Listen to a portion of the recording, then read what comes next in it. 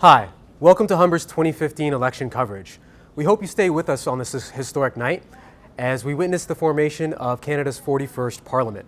A lot has happened since the 2011 election, where we saw Prime Minister Stephen Harper win a majority for the first time since 2000.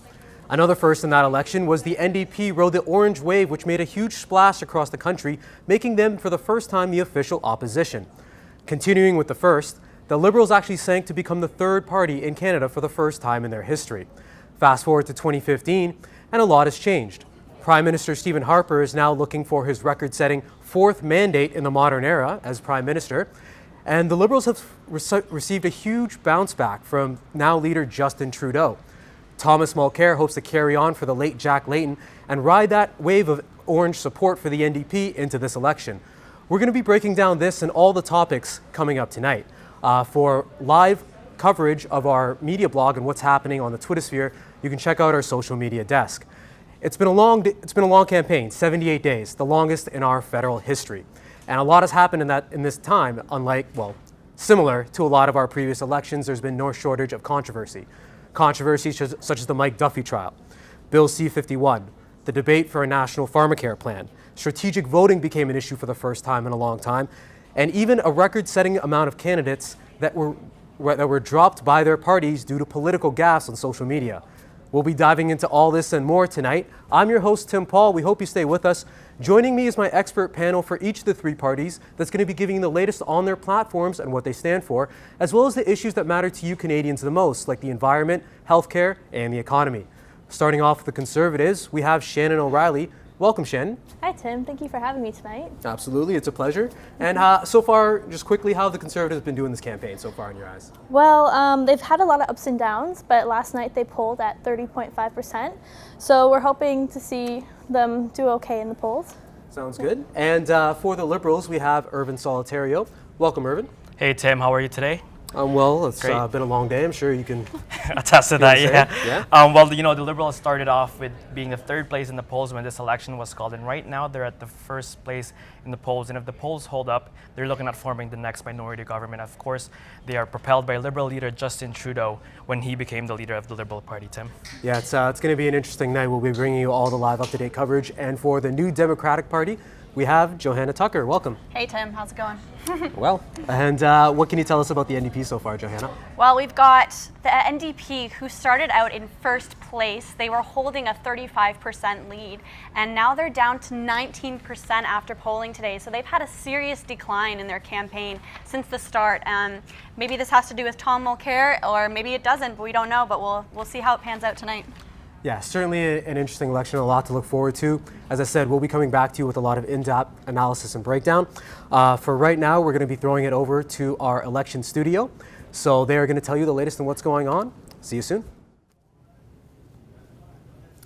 Hello, and welcome to Skedline's 2015 federal election coverage. I'm your host, Kyle Weiskell. And I'm Ro Reed. The longest election campaign in modern Canadian history has come to a close tonight. We know your attention is tied between the federal election and a Blue Jays game, but thank you for joining us. Polls in Atlantic Canada have closed, and we have those updates for you now. The early results from the East Coast are in. The Liberals elected and leading in 31 ridings. The Conservatives are second in the Maritimes with one riding. No other parties have secured a lead in the Maritimes. Ro, the night is still young, but are you surprised with the early Liberal lead? Actually, I'm not. I know Justin Trudeau could do this, so yes.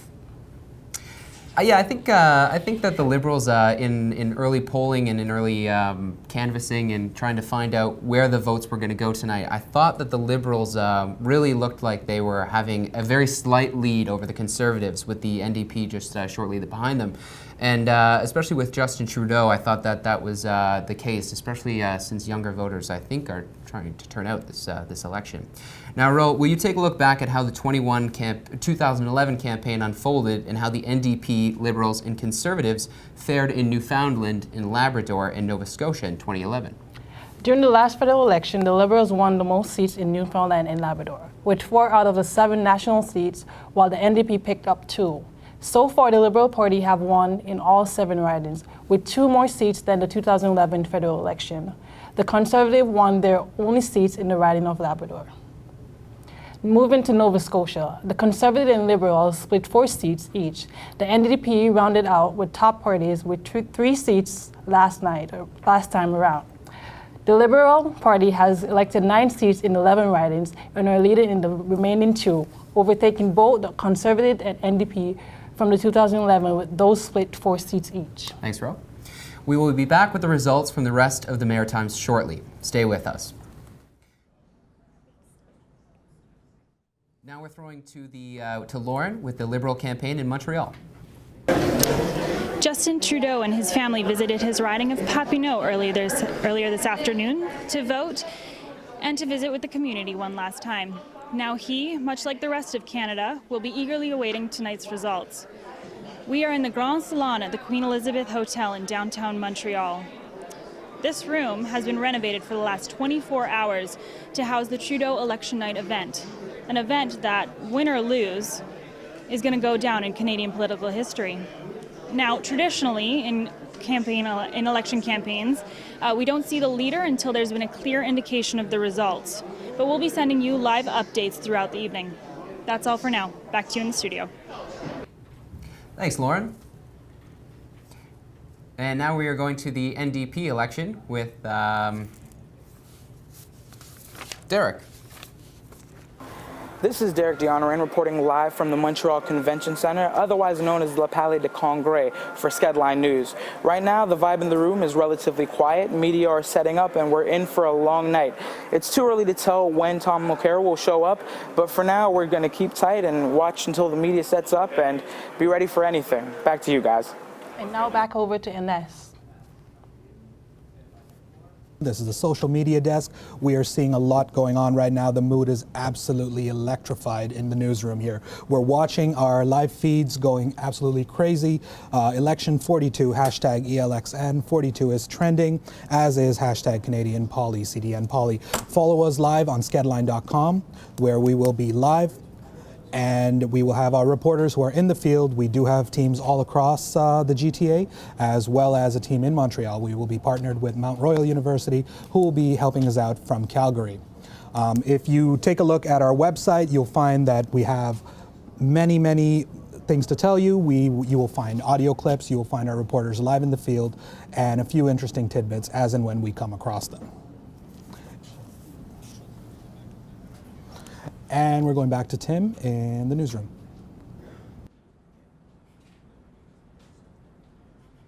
Here we go, guys. Thank you for that update, team. And so we're going to get to a topic that has not only made waves in this election, but pretty much every election in our history. And that is the one of the economy and what matters to Canadians.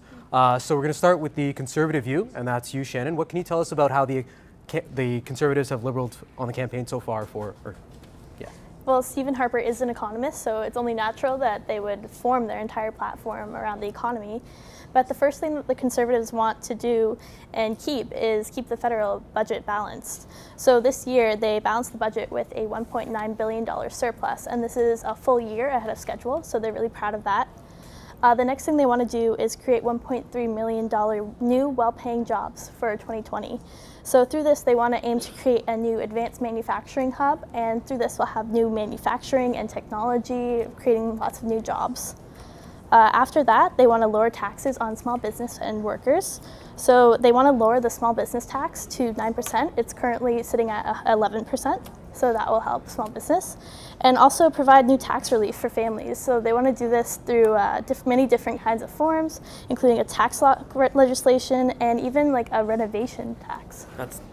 Yeah, certainly one of their strengths coming into this election. Conservatives tend to brand themselves as stewards of the economy, and so that was going to be one of their big points coming in. For the Liberals, Urban, what can you tell us about how they've campaigned on the economy so far? Well, Tim, the interesting part of the Liberal platform is that they were the only parties, perhaps, that announced that they plan on running 3 straight deficits. The NDP and the Conservative government is planning on running balanced budget, and they're doing that because they believe that the Liberals believe that during the tough economic times that we are in right now, that it is cheaper to borrow money. And that money will go to infrastructure spending, public transit, social funding, including their child care benefit plan, which we'll get to later. And one of the key planks that they're putting forward is $20 billion more on paying for infrastructure. You know, John Tory here in Toronto won for proposing Smart Track, and the Liberal Party leader just before the election was called was announcing that he will be supporting that plan, and of course money from that $20 billion that the Liberal Party is promising will go towards that Smart Track plan here in Toronto, Tim. Certainly a big reason for their bounce back, a very bold strategy announcing a deficit during an election run, very risky. So we'll see how that turns out tonight. And what we're going to do is, Johanna, can you tell us about how the economy has played out for the New Democrats so far in this election? Yeah, for sure. So we usually see that the New Democrats are a party that they want to spend. They want to do as much as they can to help social funding, social programs. And one of those important things is that they're actually going to balance the budget. That's what they say they're going to do, at least. So, and we're all kind of left here sitting asking, how are they going to do that? And so one of the main things that they're saying they're going to do is increase corporate tax from 15% to 17%. And that's something that they say is going to actually give them $3.7 billion annually. So that is an annual amount of money that they're going to be getting every year just from investing and raising those taxes for corporations. They also say they're going to do some income splitting. They're going to eliminate the income splitting that was introduced by Harper government in 2014. That's something we want to get rid of completely, and that's going to also give them more money. They also, similarly to the Conservative Party, surprisingly, they're going to reduce small business tax from 11% to 9%. Now, what they say this is going to do is it's going to give them small business owners an opportunity to invest in their businesses and increase the economy in that way. And I think thank you for filling us in on the platforms for all three. I guess we kind of have a question now that we want to turn to you, the experts on the panel, and that poses like what matters to Canadians. So we've heard a lot in this election about balancing budgets. And what does a balanced budget mean for the average Canadian? Johanna, would you like to start? Yeah, for sure. So a balanced budget, when you think of any Canadian family, you think you have to spend as much as you're going to save, and that's going to balance your budget. As a family, you can't spend outside of your means. You can't, and you need to save that money in order to balance your taxes or balance your balance your income. Yeah, so one of the main things about having a balanced budget is that so many governments are spending outside of their means. They're spending outside of the amount of money that their country's bringing in. And something that the Conservative government has continued to do is they continue to cut. So they cut, and instead of investing, they will cut those spendings, and that doesn't bring in more revenue. That doesn't bring in more money. And that's what the NDP government would say, is that they want to balance the budget by spending as much as they're going to save. So, so what you're saying is if I want to know exactly how much pizza I want to eat in a week, I need to balance my budget. Exactly. Yeah, it's cyclical. It comes so that as you save, you spend, and as you spend, you save, and that's always been their ideology with that. Good to know. And that's, as you mentioned, that's quite different from the Conservatives. What can you speak to that, Shannon? So the Conservatives are big cutters of budgets. They are cutters of things, but they want to make sure that they have a balanced budget, so that way, things like programs that Canadians depend on don't have a risk of going away. So if a Canadian family depends on a kind of social program like income splitting, they want to make sure that it doesn't go away because they have that balanced budget and they don't have to cut anymore. So yeah, you're going to be cutting a lot, and you talked about that. What have the Liberals actually done? Now they're talking about running a deficit. Well, interestingly enough, the Liberals are planning on balancing the budget by the fiscal year of 2020. Not necessarily immediately after winning or losing, hopefully winning, but by 2020 he's pulling for his team. Exactly. By 2020 they plan on balancing the budget, and what they mean by that is that they should have equal revenue with the amount of money that they are spending. Of course, the Liberals and the NDP are proposing that 1% increase on individuals garnering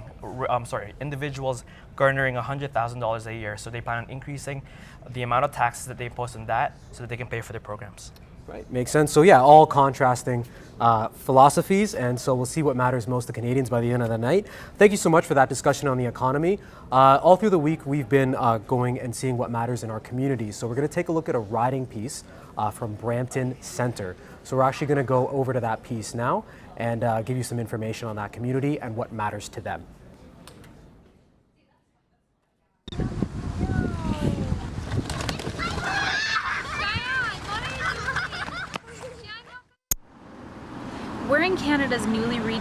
Brampton Centre riding. Brampton is Canada's second fastest growing municipality, bringing it to number 9 on the biggest cities list in Canada.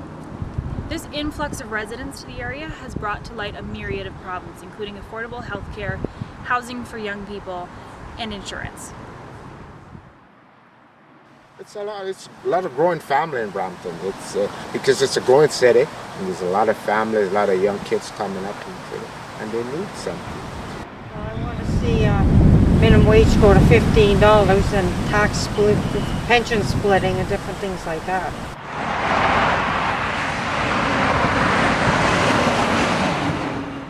Skedline sat down with current MP and Minister of State for Sport, Bal Gozel, to identify some of the issues he's focusing on going into the election.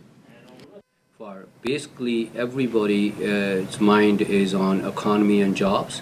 That's the top priority for Canadians.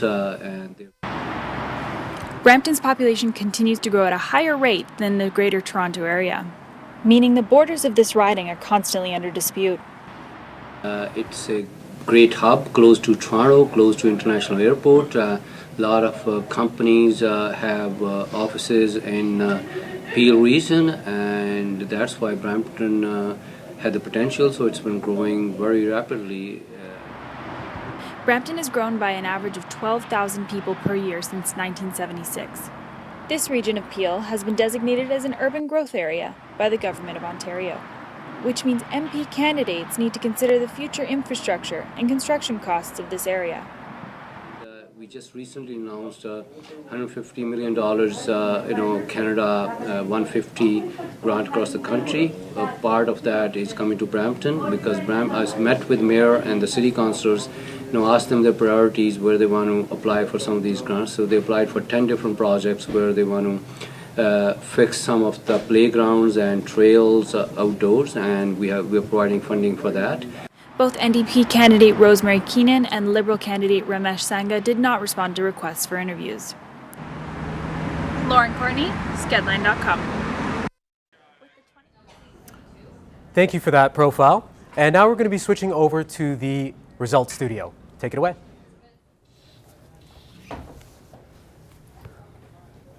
The latest results are in from the Maritimes. Liberals are in the lead with 33 ridings, and no other parties have secured their lead in the Maritimes. The Liberals are taking a commanding lead in the election on the East Coast, and Cal said Justin Trudeau is hoping to become the second Prime Minister with the last name Trudeau. We shift over now to the province with Red Sand and Anne of Green Gables. It is Prince Edward Island. There are only 4 seats at stake in the province, and the Liberals hold 3 of them. The other riding is held by the Conservative. By the way, things are going. It seems like riding in PEI will be a clean sweep for Liberal Red. The eastern ridings were predominantly Liberal to begin with, and have been in the past elections. Keep in mind that the polls in central Canada will be closing at 9:30 p.m. and all parties have a chance of picking up seats in Ontario, where the vote has been split between 3 parties in the years past. Thanks for being with us. As we said before, we know the Blue Jays game is going on right now in Toronto, and we are throwing to the Liberal campaign with Lauren. You can see the podium behind me here. That is where Justin Trudeau will give his speech later on this evening once the election results have been. Now, it was mainly media and camera crews only, but there was a line building outside of Liberal Party trying to get in. So moments ago, they just started letting everybody in. With that crowd, the tension has started to build. There's a lot of anticipation and a lot of buzz. So we're looking forward to seeing what's going to happen tonight here. Back to the studio. Derek? Where Tom O'Carroll is expected to arrive here. Unfortunately, I would love to tell you that the place is buzzing at the moment, but it isn't. It is still way too early in the night for anyone to predict any results or when Tom O'Carroll is coming. However, what we can talk about instead of the results or any of the polls is some of the history. Now, Tom O'Carroll is a very well-established man. He's the second oldest of a family of 10. He has roots dating back to 1887 and descendant of 3 Quebec premiers in the history of Canada. He also went to McGill University, where he got 2 degrees in civil and common law. We don't know where that might take Mulcair, but we'll have to wait and see if the Orange Crush will succeed in 2015. Back to you guys at the studio. Thanks, Derek. And now we're going to throw over to the social media desk with Anas. With the polls closing in Ontario in just under 15 minutes, Twitter is abuzz with not just election coverage, but also the Blue Jays game. People are actually very happy at the fact that the Blue Jays have a decisive lead right now. So it's rather interesting to see how they're jumping between hashtags, between the Election 42 hashtag and the Come Together hashtag, which essentially, when you think about it, we are coming together as Canadians to vote. Now, if you move over and take a look at our election Twitter over here, you'll see that a lot of people are, like I said again, hopping onto the Blue Jays hashtag. The Blue Jays are leading right now with quite a decisive lead. So we hope that they win. But at the same time, our coverage is about elections. Remember, we are broadcasting live to you at skedline.com. You'll find our live feed. You will also, if you take a look at the bottom of your screen, our live blog team, who is very excited to be here with us today, is tweeting constantly. You will see live updates on each riding, as well as from our reporters in the field. Our reporters will be sending back some live hits, as well as coverage on victory parties, and in some cases, concession parties. You'll also note that we do have a couple of different hashtags, Vote Canada, Election Canada. Many of them are going on right now. What we want from you, our viewers, is to follow SkedVote15. That's hashtag SKEDVote15. That's from Humber College, skedline.com. Make sure you follow us. We are projecting right now, we have 33 ridings for the Liberal Party. The majority of that is coming from Atlantic Canada, where the polls have already closed. Elections in Ontario will be the polls will be closing in just under 10 minutes. So we hope to see a lot of reaction coming in from our viewers in the next 10 minutes. And we're going to head back to the studio in just a minute.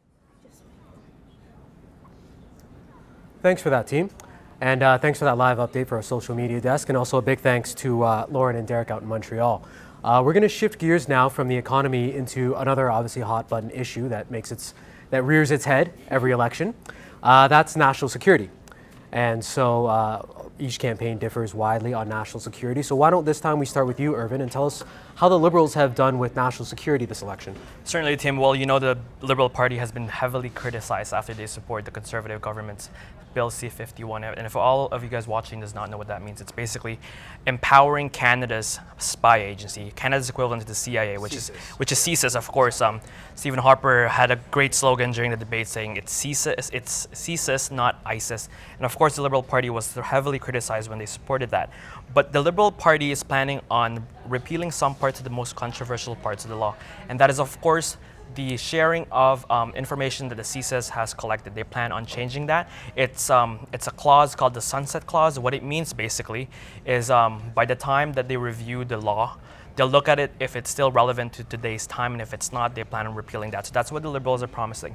The Liberal Party is also promising improving the bill and also including more oversight provisions on the bill. That means more, as the NDP is proposing, installing an Inspector General for the Canadian Spy Agency. So a lot of oversights and a lot of reviewing done by the Liberal Party once. Yes, and we're actually going to be getting into that just in a couple minutes with the Liberals and what they actually plan to do with Bill C-51. For Johanna, what does the New Democratic Party think about national security and Bill C-51? Yeah, definitely. So the New Democratic Party is very against the new bills that have been passed by Conservative government.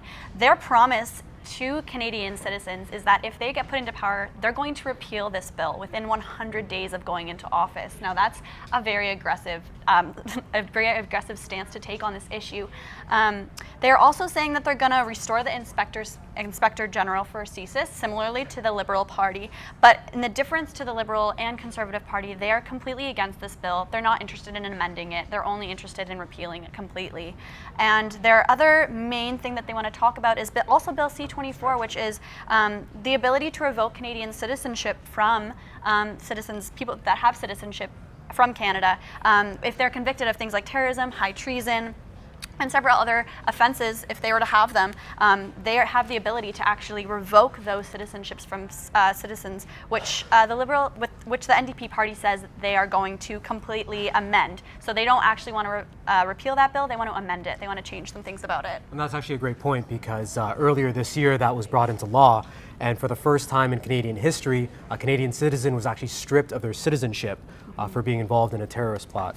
Yeah. So we'll have to have more on that to come. How about you, Shannon, for the Conservatives? What have they kind of steered their campaign towards in security? Well, the Conservatives came up with both of these laws. They came up with Bill C-51 and Bill C-24. So obviously they are going to support it. And they believe that these bills not only make Canadians more secure, but they also make citizenship better. So they put a stronger hold on citizenship. And so it's really interesting that both the parties here are basically arguing for an infringement on rights, and we're saying it's not about rights, it's about freedom and it's about security. So I want to ask you a question, something that's probably on a lot of Canadians' minds, is what rights, personal rights and freedoms, does Bill C-51 or Bill C-24 infringe upon for Canadians or not infringe upon? Why don't we start with you, Johanna? Yeah, for sure. So Bill C-51 is it's a complete infringement on people's rights as Canadians, and it's giving those spy agencies, those surveillance agencies, free rein on information about our personal lives, whether or not we're okay with that, whether or not we want to disclose those things about us, and then using those things they've found out about us against us in a court of law if that's what they see fit. So those are the main things that NDP is saying. It's an infringement on our rights. It's an infringement on our Charter of Rights as Canadians, and that's their main concern, is that the two things are going completely against each other, and that's where they find a huge conflict there. There's certainly a lot of uproar.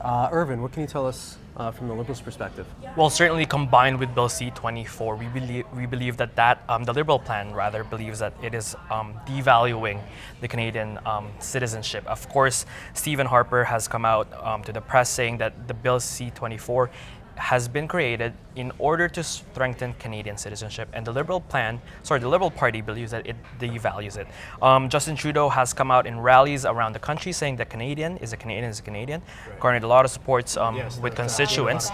And one of the interesting points that the Liberal Party has proposed is that why take away the citizenship when you can put them in jail? Right. That is the big question that the Liberal Party and Justin Trudeau is asking, is why would you take away their citizenship when you can send them to jail? It comes down to a fundamental philosophy for the Liberals and for the Conservatives. I guess, do they see the other points? Do they view this as something that infringes on people's rights? I feel like the Conservatives view this more as dealing with these problems that have come up through the law, not within just illegal means that the government has with government power. So this way they can effectively investigate and counter those who promote terrorism, whether it's on the ground, or through recruiting, or through the air. It's also interesting because the Liberal and NDP parties, while the NDP wants to repeal Bill C-51, the Liberals want to amend it, and opposite for C-24, the NDP wants to amend that bill, and the Liberal wants to completely repeal that bill. So it's kind of a swap there. Exactly. And Tim, I guess, sorry, not to interject, Irvin, but I guess what a lot of the, outrage over the Liberals is that they haven't specified what they're going to repeal or what they're going to amend.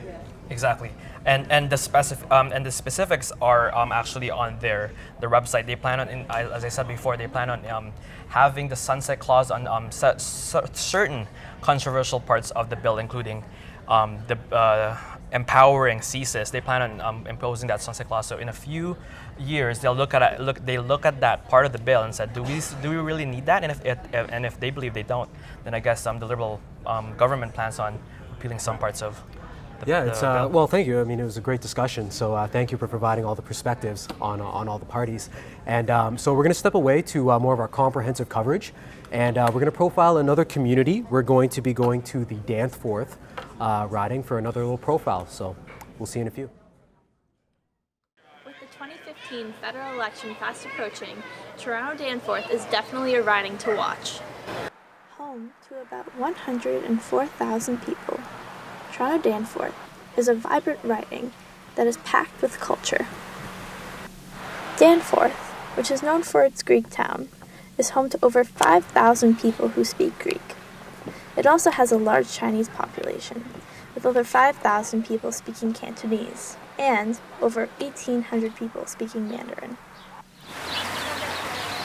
Although the most well-known parts of this riding is Greektown, the riding is also home to East York, Riverdale, Leslieville, and the Beaches.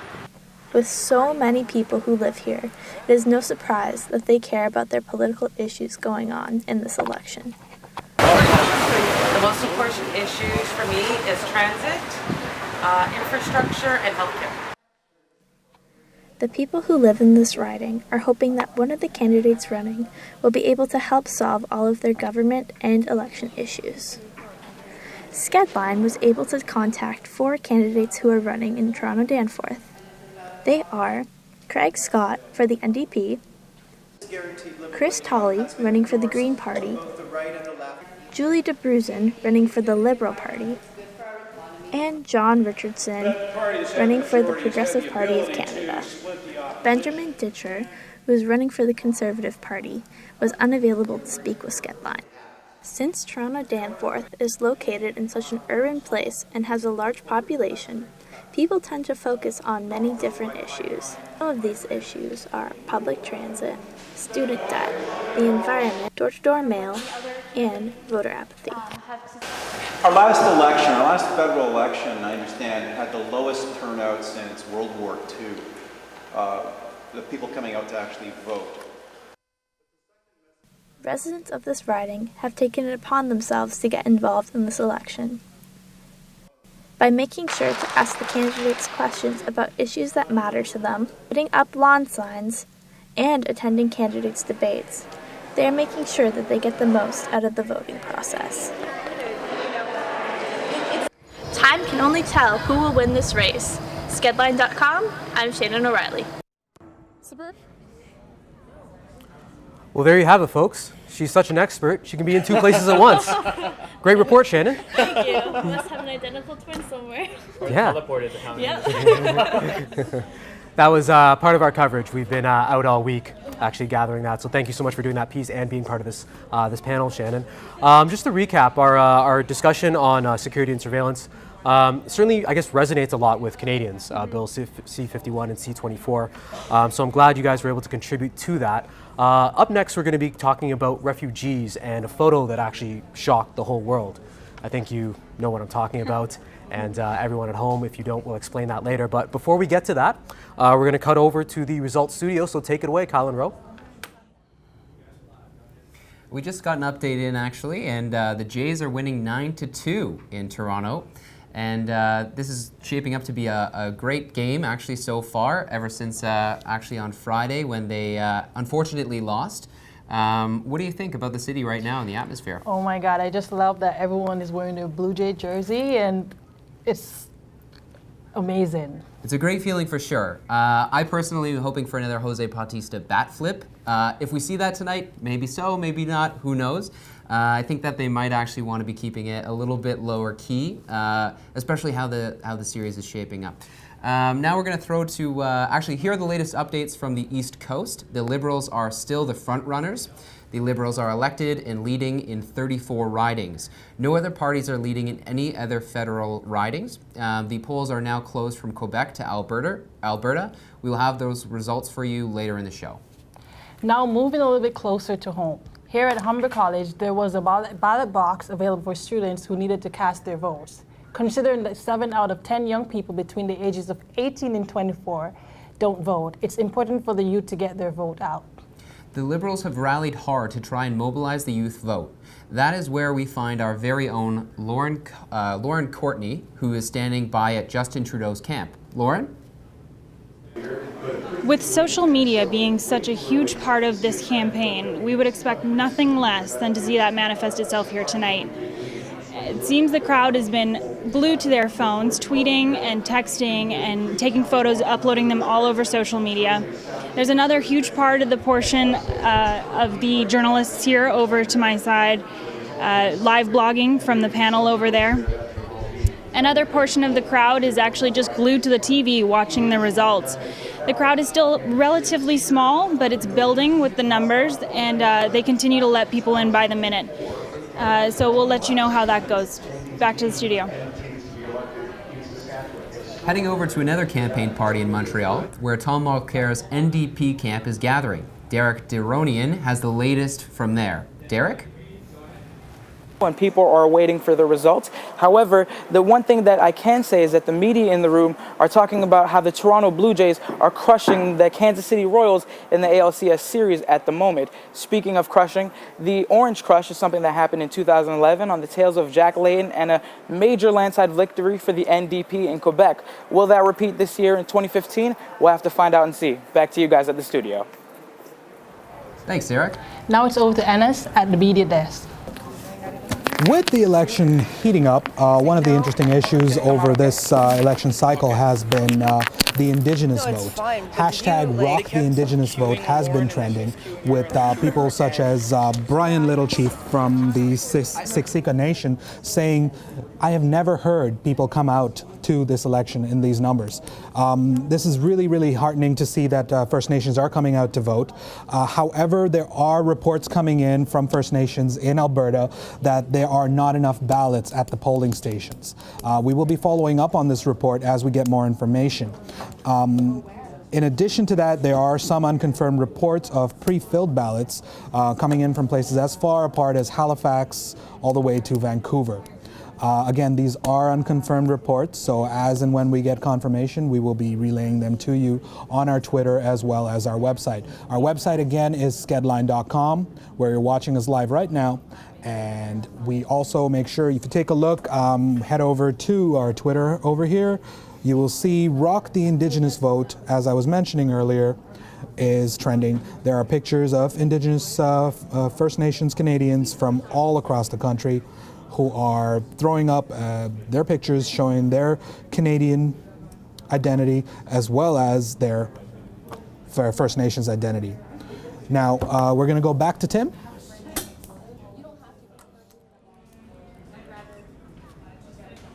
Thank you for those updates, and thanks for staying on top of the social media desk. And so, yeah, as we said before we went away, we're going to talk about the photo that rocked the world. For those of you that don't know, the Alan Kurdi photo. It was taken of a 3-year-old boy who was found washed ashore after his boat capsized when him and his family were fleeing Syria. And it was due to the refugee crisis that's been going on there, and that actually brought that issue of immigration to the forefront of this election. So it's a very, well, I guess something that really brought that to a lot of Canadians' minds. So real quickly, we're going to get, I guess, the political parties' view of that incident and what their parties chose to do about immigration in wake of that photo. It should also be noted that after he was found washed upon shore, his family had actually been trying to get into Canada. Yeah. So we're going to start with you, Shannon, and what can you tell us about the Conservatives and how they've handled this photo and their policies for the campaign? So the Conservatives want to open spaces for Syrian refugees for 2016, and they want to resettle 10,000 Syrian refugees by September of next year. So along with that, they want to commit to over $100 million in foreign aid to Syria. So this includes humanitarian, and they want to match dollar for dollar what Canadians contribute, up to $100 million. They want to make sure that we stay in Iraq and Syria to combat ISIS. So whether it is through fighting ISIS soldiers or helping humanitarian efforts, they want to make sure that we're there helping with the UN. And they also want to support religious minorities who are still in the Middle East. So this includes child brides and child education and women's health. They want to support all of that. And it's funny you say that they want to support religious minorities, because that's actually something that come under fire for not doing with issues like the niqab and that sort of thing. But aside from that, what are the New Democrats doing? Yeah, for sure. So the New Democrats are really interested in bringing in refugees into Canada. Rather than giving foreign aid, they want to bring refugees into Canada. They're interested in bringing in 10,000 refugees into Canada by the end of this year. That is within the next 3 months.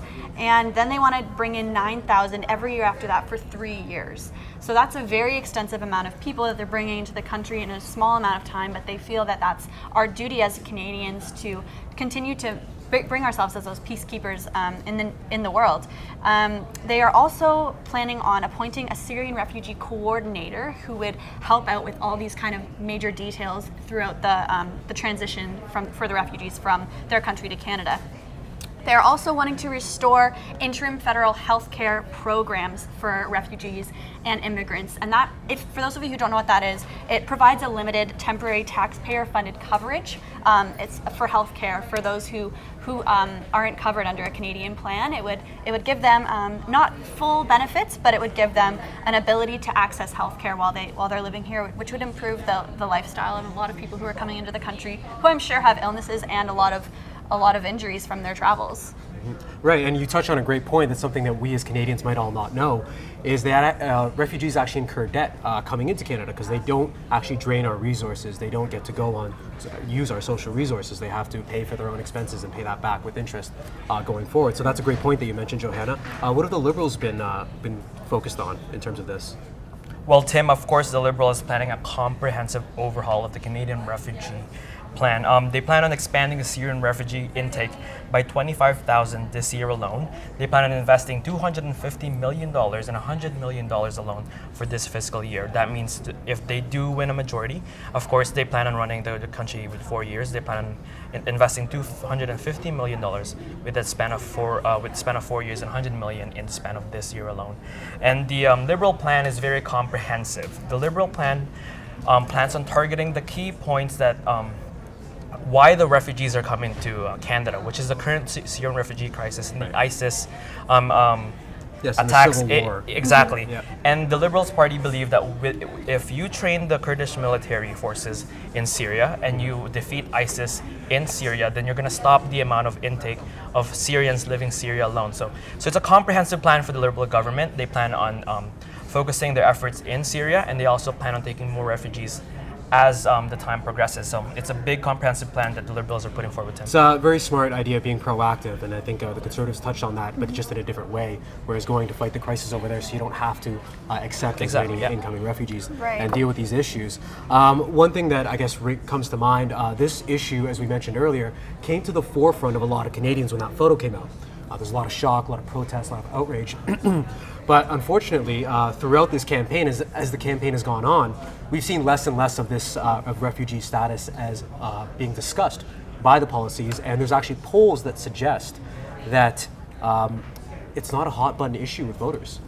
Do you see that in your campaigns? We'll start with you, Irvin, on whether this is still a hot button issue.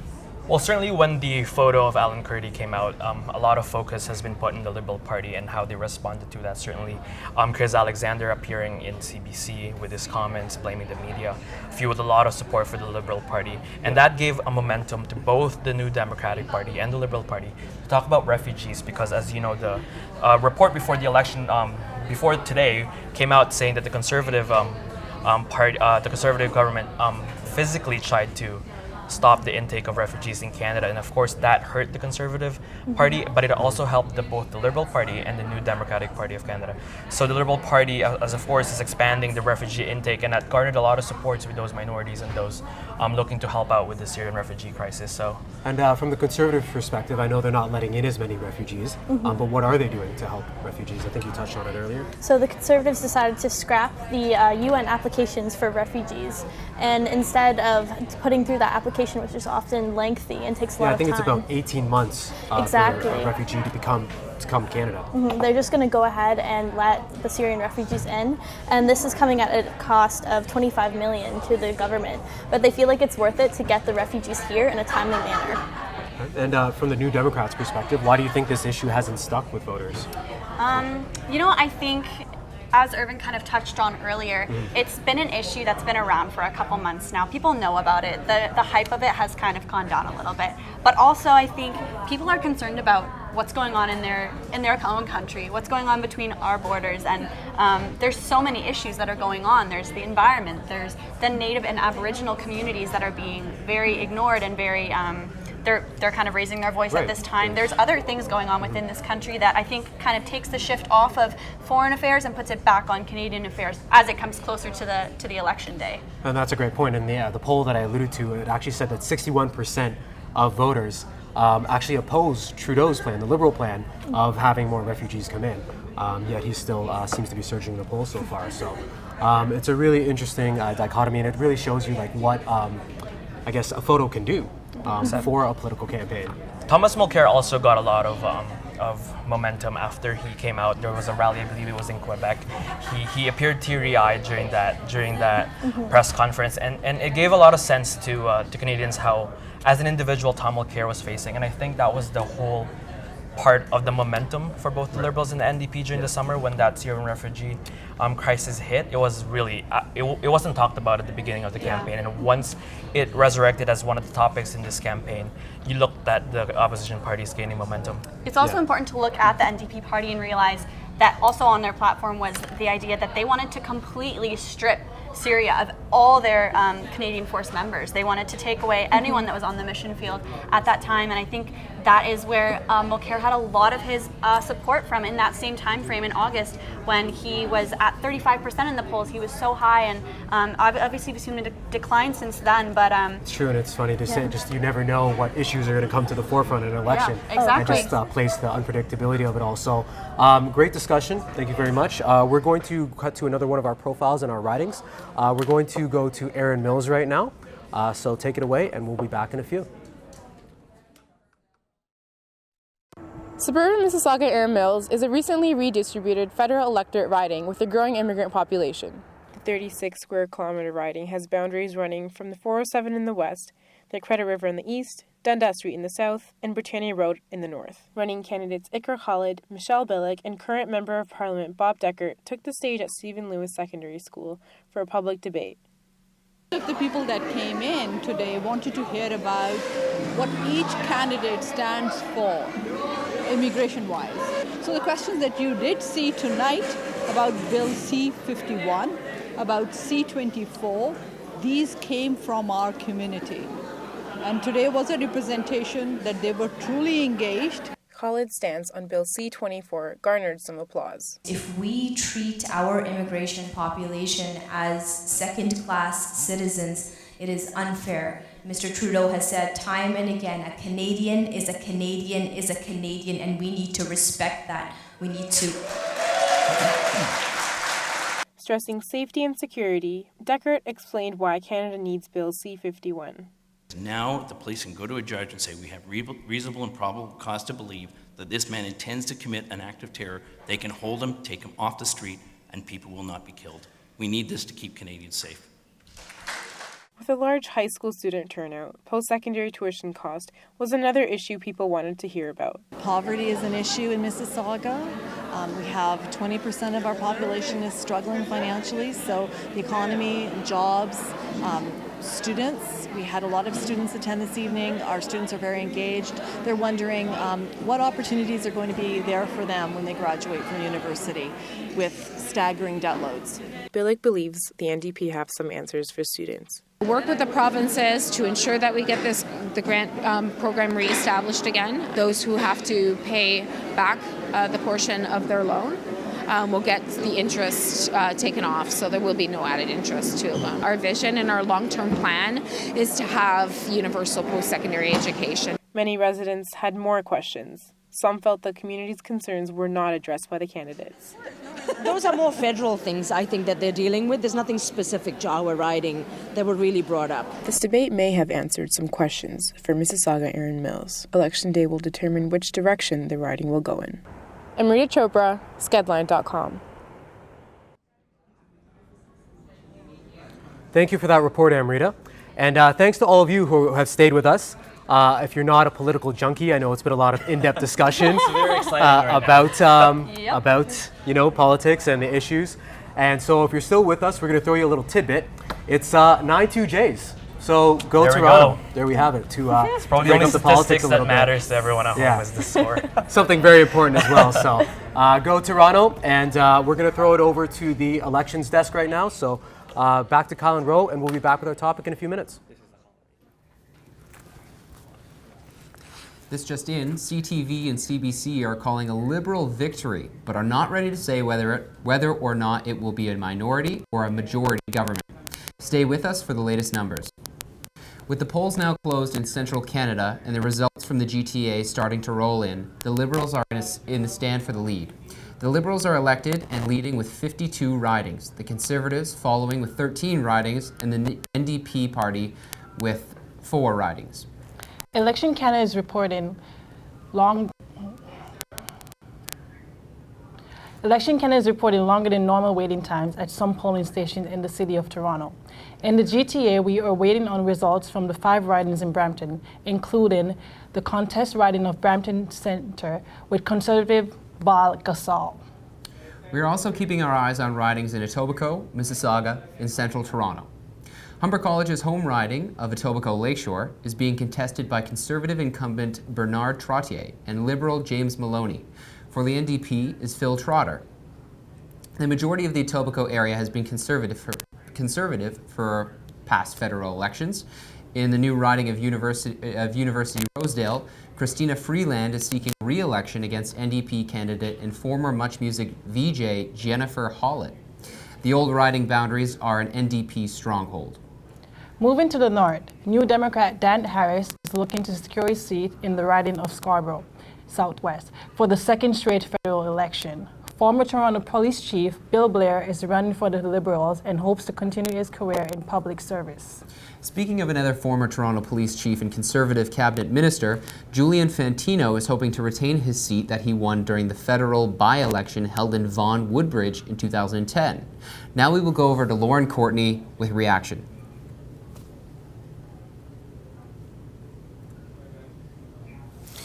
Actually, at Humber's own college, voting was actually open today for all students in resident and across campus. So if you couldn't go back to your hometown, for instance, I know, Ro, you're from Whitby, you could actually vote at the resident center.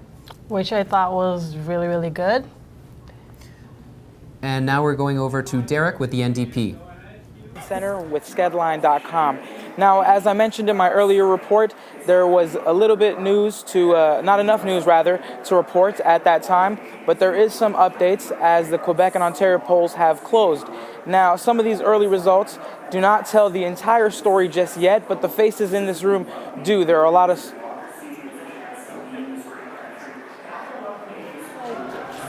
Yeah, no, I know you're typing and I'm like... Thanks, Derek. As we were speaking of before, we were talking about the Humber residents coming in with their own elections by Election Canada. I personally registered at my condo building, which I thought was very cool. They said everyone in the Etobicoke Lakeshore, if you were in a condo, had voting open in their building. Wow. What do you think about that, Ro? That's pretty cool. It is pretty cool because if you couldn't go over to an elementary school and you're riding or whatever, or I know actually a lot of people got a couple hours off work paid today if they wanted to go vote, it was generally close to you. I hope you guys went out and vote during those 3 hours. And now we're going to throw it to Lauren Courtney with the Liberals. Canada's 3 major TV networks have called it. Justin Trudeau will be the next Prime Minister, replacing Stephen Harper. The room here is still fairly empty, but as soon as CBC called it, as you can hear behind me, the crowd has erupted in cheer, and applause. We're expecting to see into the room as results come in from other ridings across the country. Another note is that Mulcair is trailing in his riding, but we'll be updated. Back to you in the... Thanks, Lauren. Now we're going to throw it over to the social media desk. With Anis. As you heard from our studio just now, CTV and CBC have declared the Liberal Party the government of Canada with Justin Trudeau, who will be the next Prime Minister. Twitter is abuzz. As much as I don't like using that word, Twitter is abuzz with the Liberal Party being in power. There are some interesting tidbits about the Conservative Party being the official opposition, as well as a healthy amount of disappointment at the NDP being removed from the status of being the official opposition. The Jays are leading 9-2. Just thought I'd throw that in there. There are still unconfirmed reports about pre-filled ballots going on. We will be following up on that as we go. If you'll follow me over to our website, skedline.com, as I mentioned earlier, you will see that we have been updating the polls as we get them. And as you go down, you can scroll through our website. On our right side here, we've got tweets going. We're trying to keep you as informed as possible. You'll see that we are retweeting some of the bigger sites. We have our own people. Again, you see an image here from the NDP headquarters where our reporters, Derek and others are on scene.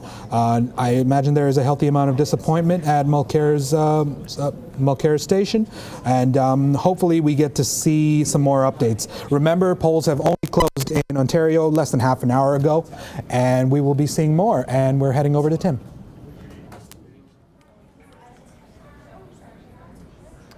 Thank you for the updates. If you haven't heard already, we just heard that it looks like it's going to be a Liberal minority government, and that it appears that Justin Trudeau is going to be the next Prime Minister of Canada. So, Irvin, if you can refrain from boasting to the other two ladies here on the panel, why don't you tell us the significance of that? Well, this is significant. They started this election in third place, and to come out with a projection that they will, we don't know if it's a minority or a majority yet, as of yet, but to come out on top with the on top of the Conservatives and the New Democratic Party after trailing for much of the campaign, it's quite astonishing feat, and we can attribute that to, of course, the Liberal leader Justin Trudeau. And if this numbers hold up, he's looking to be the next Prime Minister of Canada. And of course, the historical proportion of this call is massive. You've got the son of former Prime Minister Pierre Elliott Trudeau possibly becoming Canada's next Prime Minister, and you've got that's a I think that's just pretty massive. It's huge in itself, right? And like after the election was called, we're gonna go and see what went wrong. But I think much of the success of the Liberal Party can be attributed to the fact that the Conservative Party has been in power for 10 years, and Canadians were looking for change. And for much of the campaign, Thomas Mulcair was winning. And with the Liberals surging ahead, they were looking at who possibly could take that change mantle, and it looked like the Canadians voted for the Liberal Party. This is a massive comeback for the Liberal Party, huge, coming from third place and possibly winning this election, Tim. Absolutely, and also the youngest Prime Minister in history. And that's the information that we have right now. So we're going to continue on with our topic. I think for this election, it's safe to say, based on what you pointed out, Justin Trudeau's been smoking, and that takes us right into our next topic, which is the topic of marijuana. And so that's a little segue for you. It didn't come to the forefront a lot this election, but nevertheless, it was still an issue that resonated with Canadians, something that a lot of platforms were geared around. Why don't we start with the Conservatives, Shannon? They actually took, I guess, a very harsh stance on the subject. What did the Conservatives do with the legalization of marijuana in this campaign? So the Conservatives framed their platform making marijuana harder to obtain, and that was through the National Anti-Drug Prevention.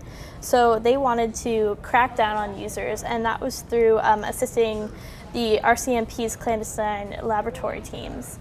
So they wanted to make the drugs illegal, they wanted to make it harder to get, and they also wouldn't support safe injection sites.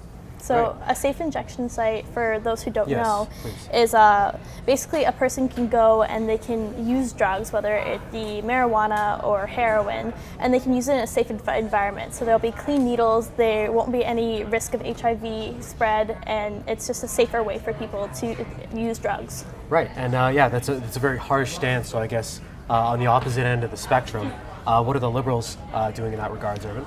Well, he's not just smoking his joint, he's also smoking his opponents, as we talked about. That's a bad joke right there. But the Liberal Party is one of the few, one of the earliest party that announced that they will plan on legalizing marijuana. The key flank of the Liberal Party is that they plan on legalizing it, restricting access, and regulating it. And what that means is that, no, they don't want marijuana being sold at the corner store, but what they do want is for drug dealers not to be selling drugs. That's the whole restricting access and regulating it. And they plan on taxing that. And what happens when we tax something, it goes back to our economy. So that's a key flank in the the Liberal Party, perhaps. And another promise that the Liberal Party is announcing is that they will take out the possession and the consumption of illegal marijuana out of the criminal code. So that's the whole concept of legalizing it, meaning taking out of the criminal code, so you can't be arrested for possession and or using the drug marijuana. And that's really interesting, because I guess the argument for the legalization is that it's tying up our criminal justice system a lot. So it's really interesting that Conservatives are just going to double down and just say we are saying no to drugs no matter what it is. And the Liberals are taking quite the opposite stance. I believe you fall in the center on this, Johanna, with the NDP. Definitely. They are a little bit of a happy medium when it comes to this subject. Tom Mulcair has said that For 40 years, they've had the same position on this issue, and that's just been to decriminalize it because it's, as you said before, it's banking up on our justice system, and it's costing us money. So that was his big idea with that. But I think that the NDP party got a lot of pressure on this subject due to the Liberals bringing it up a lot, talking about how they want to legalize it, decriminalize it. They want people to be allowed to do it if that's their lifestyle, if that's their choice. So Mulcair was forced to have an opinion, to say something about it, and that's what he did. And while he talked a lot about decriminalization, in the past few weeks of his campaigning and of his speaking and debates and things like that, he's been talking more about a longer timeline, saying it's possible for them to legalize it over time, and that was specifically coming after his talking in Vancouver. It was Vice, yeah. Yeah, with the Vice, yeah. With So- the Vice interview, he really talked about using legalization. He wanted to kind of, I think, go neck and neck here with Trudeau and kind of bolster their voting again, because at this point they were falling quite dramatically. And it's interesting to note that within the NDP platform is that Tom Mulcair came out saying that if you've been arrested with possession and or selling the drugs and marijuana, if they do legalize it, they plan on reviewing those cases and seeing if they should still be on jail. So now with the Liberal win, we're going to look at if the Liberal Party will be looking towards that same path as they go ahead. We'll see how that continues into the campaign. That'll be the next step. But yeah, I think it's always really interesting that you have two people on opposite ends of the spectrum, and it's a really interesting strategy by the Liberals to kind of paint the NDP in a corner a little bit this election. They had to take on a lot of issues that they normally wouldn't have to take on, being from the left. Absolutely. So it really put them in a corner. I wanted to ask, open this up to the panel. With the way, I guess, marijuana has gone in North America and the United States, and with medicinal marijuana coming to the forefront, do you think this issue of legalizing marijuana is simply just a matter of time? Or is it worth fighting the fight like the Conservatives are doing? Why don't we start with you, Irvin? Yes. Sure. It looks like that the topic of marijuana seems to be becoming more normal as the generation progresses, if that makes sense. Right. You're looking at one of the reasons I go out, talk to friends, ask them who they're voting for. And one of the reasons they're saying is, look, I don't smoke a lot of marijuana, but the plan of the Liberal Party with regulating, restricting access makes a lot of sense to me. And that's, I think, where the society is going in terms of marijuana, not necessarily legalizing it, but certainly decriminalizing it. And of course, the Liberals are going farther than that, proposing legalizing it. And a normalization of people's views. How do you feel, Joanna? As we were talking about this before, we were saying it's a matter of time, but we didn't know what that timeline was going to look like and what Canadians really wanted. And as we've seen in more recent polls, about 65% of people were saying that they were for the decriminalization of marijuana, and that's a high number. And not to say that this is necessarily people's reason for voting for Trudeau, but it definitely has a count, especially in a young person's vote. As we've seen, a lot more young people are voting, and it's kind of trending right now, even voting. And the advanced poll is 71% jump from 2011. And that's massive. Right, That's a massive That's jump. massive. Yeah, a lot more people are coming out, as you said, younger people, and this definitely plays into that base. What can be said, Shannon, of the Conservatives' plan to double down and just go the opposite direction? I feel like the Conservatives were trying to play on the traditional values that families hold. So they believe that having marijuana and any drug around is bad for youth. It's bad for young kids to be around. So they didn't want to have marijuana there. That's why they kind of decided to crack down and take the complete opposite view of the Liberals. And it makes sense in a sense that they believe that not enough studies have been done with this subject, so they're approaching it safely. Yeah, and I think Prime Minister Harper was quoted as saying actually that marijuana is infinitely worse than tobacco. Yes. And that was actually a big bit that made it onto the John Oliver show last night when we got some, we got some notoriety from our neighbors to the south covering our election. So yeah, I mean, it's an interesting issue.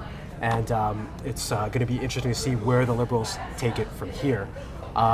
Do you see them implementing this in the near future? Is this something that's palatable for Canadians right now? Well, Tim, certainly. one of the key issues that the Liberal leader faced during the early stages of this campaign is his initial support between legalizing marijuana.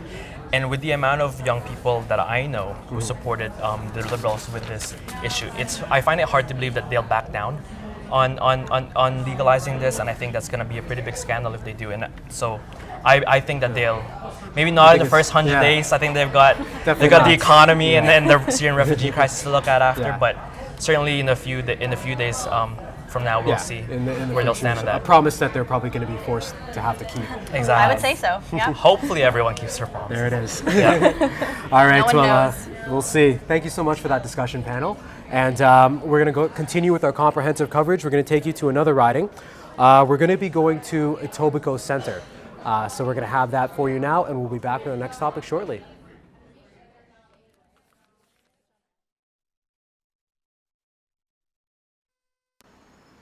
Every vote counts, and no riding knows that better than Etobicoke Centre. 4 years ago, in the 2011 federal election, a difference of only 26 votes brought Liberal MP Boris Jevnesky to the Supreme Court. The dispute ended in a win for Conservative MP Ted Opitz. 4 years later, and the battle between Opitz and Jevnesky goes on. The Etobicoke Centre riding is 39 square kilometres and borders at Scarlett and Lawrence to Centennial Park and Markland Woods and Humber Valley Village. One of the issues in the riding is care for seniors. We have a very, very high population of seniors, one of the highest in Canada. And, you know, they've built the foundations that you and I walk upon today. The riding has 10 seniors' homes spread throughout to accommodate the higher than average senior population. I'm a senior myself and have elderly parents and in-laws, and issues of home care and support for seniors, that's very important in my life, and it's going to become more so. We need more healthcare providers. Now, I personally suggest that what we need to do is start training now to double the number of home care healthcare providers. We need to focus on home care. Most seniors don't want to be institutionalized. It actually makes economic sense to provide care at home, but we need to have those workers. Transit is also an ongoing issue in Etobicoke Centre. It's a hugely important issue here in this riding. We've invested $2.6 billion in Smart Track, and the Prime Minister has said a re-elected Conservative government is also going to invest heavily in the TTC. The riding relies only on buses for public transport, with 3 subway stations just falling short of the riding's borders. I really wish that some improvements could be made to the transit system. As a commuter student, it's just like, it's not worth it for me some days to go to school if I only have an hour class. We desperately need public transit. Municipalities don't have the financial resources to make these major infrastructure investments. In Toronto, we have not had a major investment since the 60s and 70s. Our population has tripled. You know, my goodness, it's high time to invest in public transit. NDP candidate Tanya DeMello and Green Party's Sean Ribsey are also running in Etobicoke Centre. You can catch all the election coverage on October 19th. Alana Pranjic, skedline.com.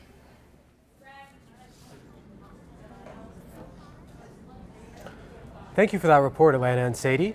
And thank you again to anyone who's staying with us for this historic night. Looks like a lot of things are going to change. As we said in the past break, looks like it's going to be a Liberal minority, possibly a majority, we're not sure.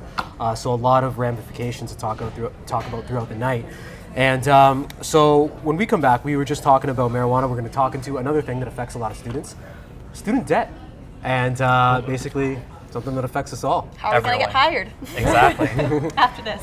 A lot of talk about student debt and unpaid internships. We're going to dive into that and what the campaigns had to say. But just a quick update for those of you who aren't political junkies. Currently, it's 10-4 Toronto. So again, go Blue Jays. Hopefully we can get to the next game. And we're going to be getting to, we're going to throw it over to the election desk now. So take it away, Colin Rowe.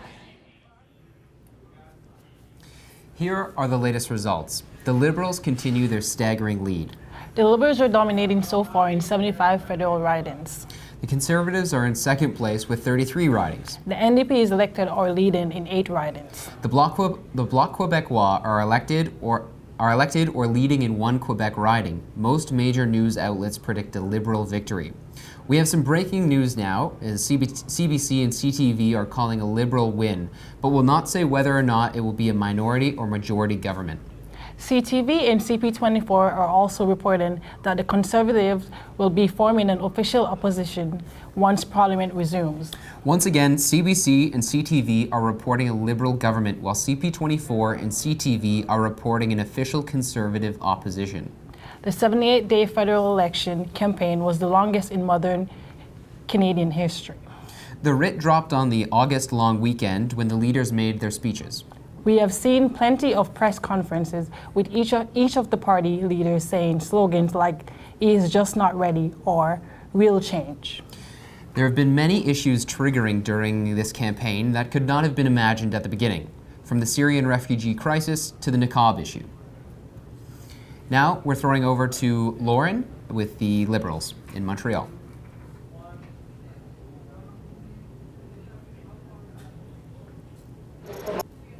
Call has been made that this will be a Liberal government. The crowd has absolutely grown. A huge portion of the crowd that's moved behind the podium to get a nice close-up view of members coming in. There is cheering, chants, "We love Trudeau," high-fiving. He is insane. We just got word that won his riding as well. That got a massive reaction. This is a hugely historical moment in Canadian political history. For example, it'll be the first time that a party has gone from place to first place. The energy is electric in here, and it is just growing in anticipation for Trudeau's arrival and his speech. The big question of the night is, will this be a minority or a majority government? So we're waiting to hear back about that. Back to you in the studio. And now over to Derek at the NDP.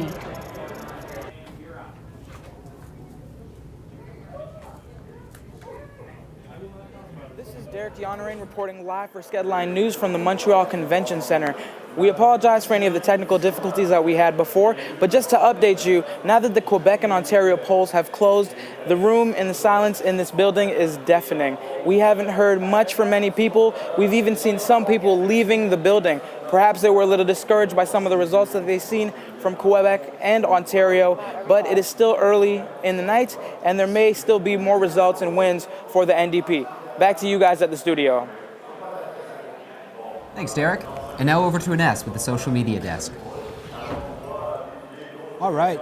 With the Liberal Party being called as the Government of Canada, we are seeing some interesting things happening in ridings across the Greater Toronto Area. Brampton and Mississauga ridings, which have traditionally been Conservative, are now all Liberal.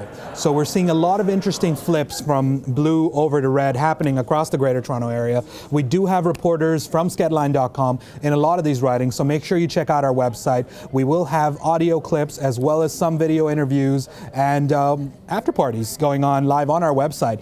In addition, the polls from BC are starting to come in, and we will see some numbers rolling in from there. CBC is projecting the Liberals to have about 165 seats, so it's looking more and more likely that we may have a Liberal majority government. Now, that is not yet confirmed, but we should see some more numbers coming in, and until then, stay tuned, skedline.com. Over to Tim.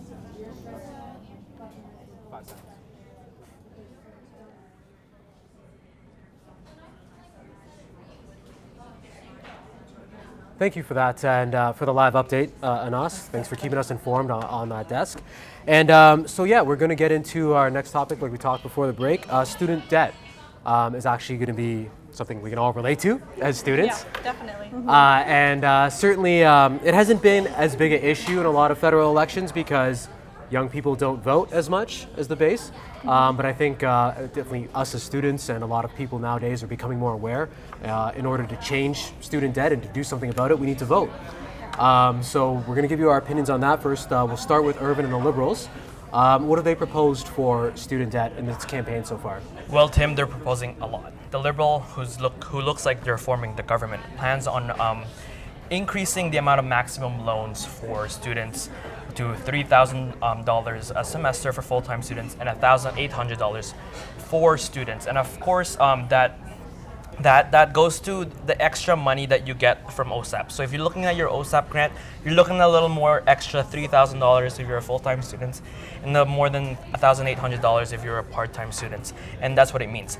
The party also plans on increasing the amount of non-payable grants from $750 to today to $900 million by the 2019-2020 fiscal year. And what that means is that if, again, just to relate to our viewers here in Toronto, if you're looking at your OSAP grants, you're looking at the 30% off grant that the government of Ontario gives you. Just think about that the government of Canada is planning on increasing the funding to $900 million to grants that you don't have to pay back. And what's interesting, Tim, is that they're proposing this plan during the 2019-2020 fiscal year, and of course the Liberal, after running 3 straight deficits, they believe that by 2020 they plan on having a balanced budget. So quite a lot promised by Liberals. It's a big promise, and something that I guess we all students can get behind. Certainly grants would be much appreciated. What can you tell us, Johanna, about the NDP? Yeah, definitely. Something about the NDP that really separates it from the other two parties is their focus on internships and co-ops. And they want to fund $200 million for co-op placements and internships, which of course isn't going to happen since they aren't the party that's going to be in power. But I think their idea here is that they really want to put students on the work field. They want to get students hands-on experience. They wanted to get students really in their element and actually doing what they're passionate about and actually being able to pay the students for doing that. And that's where those $200 million grants would come from, is the government paying employers to actually hire students rather than hire your everyday person. That's great to hear as students, especially in the journalism program. Absolutely, yeah. We've all been through that unpaid the journalism struggle. Yeah. So they're also, what they were planning on doing is introducing 74,000 new grants for students. Similarly to the Liberal Party, I think grants is also a great opportunity for students who need that extra money, and then they don't even have to pay it back, which is a huge benefit for us. Something they also wanted to do was crack down on unpaid internships. So whether or not it's funded by government or not, it would be completely illegal. It would be something that they would want to actually put laws around and just make it not possible for people to hire a student or have an intern, have a co-op student, an apprentice. Any of those things, they would not allow employers to be hiring students that work for free anymore. It's hard for students to pay their bills when they're working somewhere for free. As it is, right? As it is, right? So taking a very harsh stance on that. What do the Conservatives say, Shannon? So a lot like the NDP's platform, the Conservatives wanted to make sure that the curriculums that these students are paying good money to go into are better aligned with the needs of employers. So they wanted to give post-secondary institutions $65 million to help them better align their curriculums to meet the employers. So that means that there will no longer be lecture halls and traditional classrooms. It'll be more hands-on experience, which is really great. Smaller class sizes. Exactly. So another thing is they want to make student loans more accessible. So they wanted to make sure that students were able to get these loans in the first place. And that meant that they wanted to eliminate the in-study income. So that means that if a student were to get a job in their field and while they're still in school, they could still get that job and earn money and get a real world experience and contacts without getting their student loan. So they would be able to get their student loan still. Right. Yeah. And in case for anyone who's watching at home, if you haven't figured out yet, we are still students. I know we act very professional, but we are still students. And so this is something that we can all, I guess, chime in about, and I guess what you think. We'll start with you, Johanna. What would you like to see from the NDP, I guess, as a student, and what they could do? Or from the Liberal, I guess. Now that we, I think that NDP had something really good here in the sense that maybe not running into a deficit with it, but the whole idea of internships and how that really affects students. I know that, like, coming up for me, I'm going to be interning over a summer for a full-time internship, and it most likely will not be paid, and that's something that's really hard for students if they're living in a different city, if their parents aren't paying their rent, aren't paying for their groceries, aren't paying for their Metro Pass, and those bills add up, and students are using OSAP to get through those internships. They're using they're using debt to actually be able to fund these periods of time, whether it's 2 months or 4 months or even a year. There are year-long internships completely unpaid, and students are left really, really struggling. Yeah, I mean, to we make can all attest to make that. ends That meet. Yeah, it's very hard. Not to Yeah. interject, but yeah, it's extremely hard for us to get by. I'm sure Shannon and Irvin, you can agree with that as well. Now looking forward with the Liberal possibly forming government, as every news outlet is projecting. The Conservative Party also had an interesting plan, and I think Shannon just alluded to that earlier. It's the fact that, according to the Conservative plan, is that they plan on not basing the amount of money that you get through your parents' income. So that's really interesting, and we hope that just a Liberal government would take in from both parties and see how they can plan on fixing the student debt issue in Canada. Yeah, a very interesting point as well. So thank you for chiming in. So we hope that it was helpful for you students out there, any students watching. And yeah, we're going to come back and we're going to talk about the environment. But first, we're going to continue our coverage by going to the Parkdale High riding and another community profile to see what matters to them. I'm here in High Park, the largest patch of green in the city. It is well known to many people here in Toronto. High Park is within the riding Parkdale High Park, rich in diversity, stretching from Humber River to the east to Dufferin Street to the west. Its northern border is the Canadian Pacific Rail, and Lake Ontario is the border to the south. The picturesque and heavily residential riding has a population of just over 105,000 people. According to the 2011 census, 85% of residents in Parkdale High Park were over the age of 15, with 12% over the age of 64. Since the riding was created in 1979, it has been mainly dominated by the Liberal Party. However, in more recent years of changing demographics, the riding has become an NDP stronghold. Peggy Nash won for the first time for the NDP in 2006. She was defeated in 2008 by Gerard Kennedy of the Liberals, but came back into office in 2011.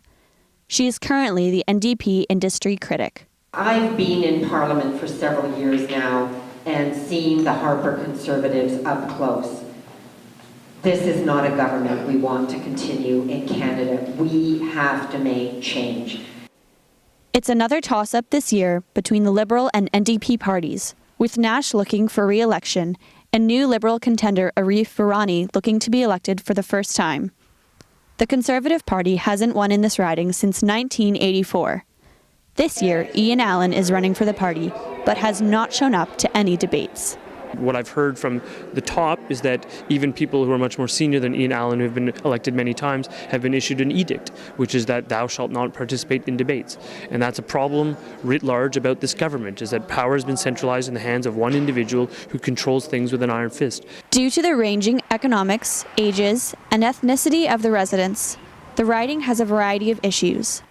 They include affordable daycare and housing, to refugee programs, and job prospects for young people. The candidates in the area have taken note of these issues and point to their federal party's platforms for solutions. This is a riding you'll want to keep an eye on throughout the elections. Only time will tell if it will stay orange or get painted red. Johanna Tucker, skedline.com. Another example of our expert panel, again being in two places at once. How do you do it, Johanna? We try. Yeah, I don't even know. It's magical. Well done. Yeah, what can you tell us actually about that riding? Yeah, so definitely. Peggy Nash is actually losing in that riding right now, which is a huge upset. Peggy Nash is a massive, massive voice for the NDP party. She's the industry critic. Well, probably not anymore, but she was the industry critic for the opposition party of the NDP, and it's looking like right now it's a complete wipeout with Liberal Party. We've also got Tom Mulcair losing his riding. Tom Mulcair lost in his riding, and that is a huge upset for this NDP party. And they're losing seats, like they're losing seats in insane amounts. They're really low here, and I think those are big loss for the New Democratic Party. Of course, Peggy Nash was also a candidate for the leadership when Tom Mulcair won, and to lose both Tom Mulcair and thank you so much for that. And, yeah, it's changing a lot. So thank you so much for that report. We're going to actually switch back to the election studio with a couple new hosts, Jordan and Laura. So take it away. They'll have your latest.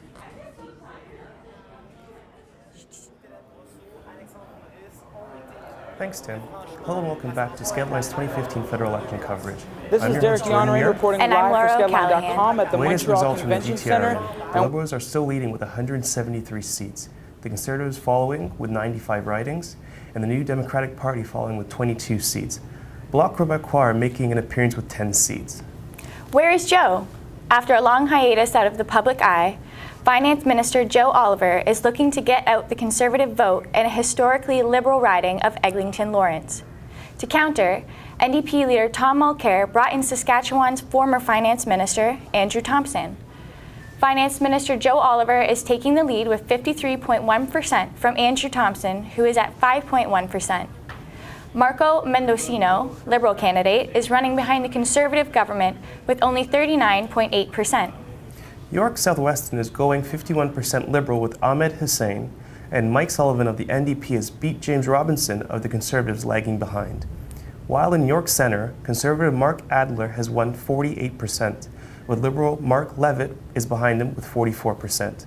It's a tighter race in York Centre considering the NDP are not getting much of the vote.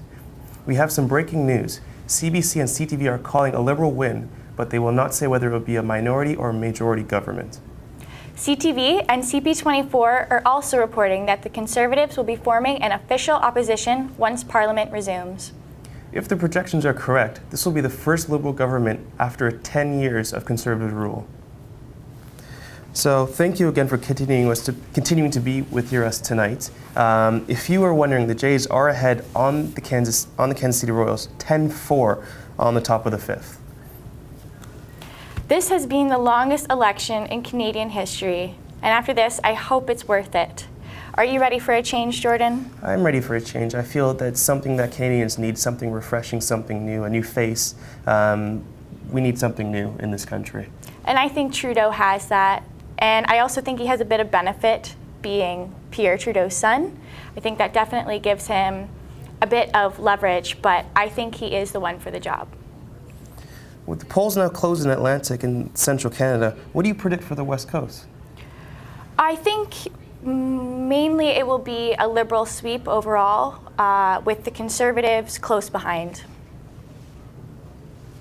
All right. So now we have Lauren Courtney, who has an interview with Liberal candidate Rob Silver. To you, Lauren. So, how are you feeling tonight? It's going to be an exciting night, I think, for the Liberal Party. For a party that was left to the dead 4 years ago, we'll see. Nobody's taking anything for granted. We're going to see as the Ontario and Quebec results start pouring in, and then as we get to Western Canada, what this actually looks like. But there is no doubt this is a transformed Parliament and a transformed Liberal Party. As I said, we're left for the dead after the 2011 election, and we're certainly not dead anymore. Certainly. And you were saying earlier that you were a part of the 2011 campaign. Can you talk to some of the differences that you're seeing this year? I had nothing to do with the 2011 campaign. What I had to do in the 2011 campaign was I was doing this. I was going around talking to different media reporters from different outlets. It was one of the most depressing nights of my life because I had nothing to do with it, and you were just talking, but I had been a long-time Liberal activist, and they put me on camera. It was awful because they asked the honest question, is there a future for the Liberal Party? And it was depressing, sad, and the honest answer, once the spin went away and the results were in, it was, I'm not sure. We'll have to see. The reality is, since Mr. Trudeau took over as leader of the Liberal Party, it's a transformed party, and there very clearly is a future for the party. So that wasn't a great night. It wasn't an awesome night 4 years ago. Tonight's, I think, you can see behind you. The crowd hasn't filled out yet. Still a long night to go, but I think tonight's going to be a lot more fun than 4 years ago was. Certainly. And in the last 2 days, the little campaign blitz that he's done over the last 2 days, we saw 6 provinces and crammed into those 2 days. Quebec wasn't on that list of regions. Does that show a little sign of confidence in this area? No, look, he spent, just before that, he had spent a couple of days in Quebec.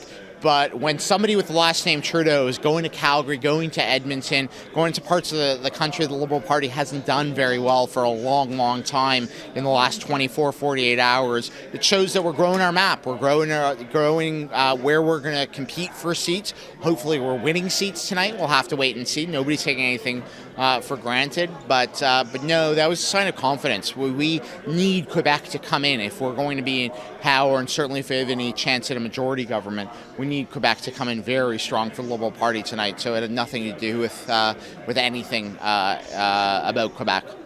Okay, and seeing some of the numbers coming in, are you you're getting excited? Yeah, no, look, it's early, but any time when the major networks have you 31-1 an hour after polls have closed, that doesn't suck. That's political jargon. I'm sorry for using "it does not suck" here as political jargon, but no, it's great. So far, this is fantastic.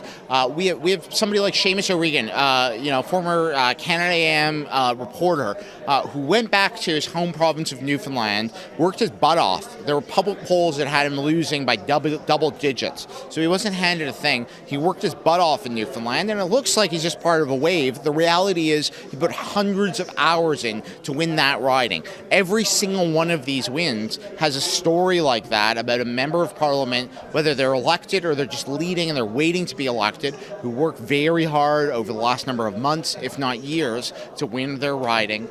So I think that's going to be the story of the night, but there's a long time to go, and I don't want to be that guy who declares something that hasn't happened yet. We'll see how the rest of the night goes. Absolutely. Thank you so I'm not much. Karl Rove. No. All right. Thank you, Rob, so much. Yeah. Have a great night. Thanks. Back to the studio. Now we're going over to Montreal, where Tom Mulcair's NDP party is gathering. Derek Denarian is there and has the latest for us. This is Derek DeHonorian reporting live from the Montreal Convention Center for skedline.com. Now I have to say, while there wasn't much to talk about early in the night, there is tons to talk about right now as updates from Quebec and Ontario continue to roll through. Right now, the vibe and the overall energy in the building is quite depressing and quite dull. Whatever energy that there was in the beginning of the night has slowly dissipated with every single Liberal win and NDP loss. One of the most crushing losses was Olivia Chow in the riding of Spadina and Trinity Fort York. Now, she lost out to Adam Vaughan, who is a Liberal, and a lot of that has to do with, just the historical background. The NDP and Olivia Chow dominated that riding for a while, and it was typically a middle-class working immigrant family area. And now, as more young professionals have moved into the area with condo development, they've started to take more of a Liberal approach. And now you've seen that with Adam Vaughan and his victory in that riding. It is crushed dreams here for the NDP, but it's still kind of in the middle of the night, and perhaps things might turn around for them with a few victories. Back to you guys at the studio. All right. Now back to Anas. Do you want to read this for us? Started this election 78 days ago with a very, very tight poll. It was nearly a three-way tie when we started this race. Many were projecting that the NDP would win. Many projected a re-election of Harper. An equal amount projected a Liberal win. Today we find that the Liberal Party will be very likely the next government of Canada. On social media, you see that there's been a massive amount of support for nearly every party. There's been a lot of negatives about the current government, in particular with a lot of wedge issues. Bill C-51, currently known as the Anti-Terrorist Act, you will find when you take a look at social media, has elicited a very, very intense amount of responses. Many are uncomfortable with what it does, what it takes away from our rights. Now, with Trudeau being projected to be the next Prime Minister of Canada, many are asking what the Liberal Party tends to do about repealing this so-called quote-unquote senseless bill.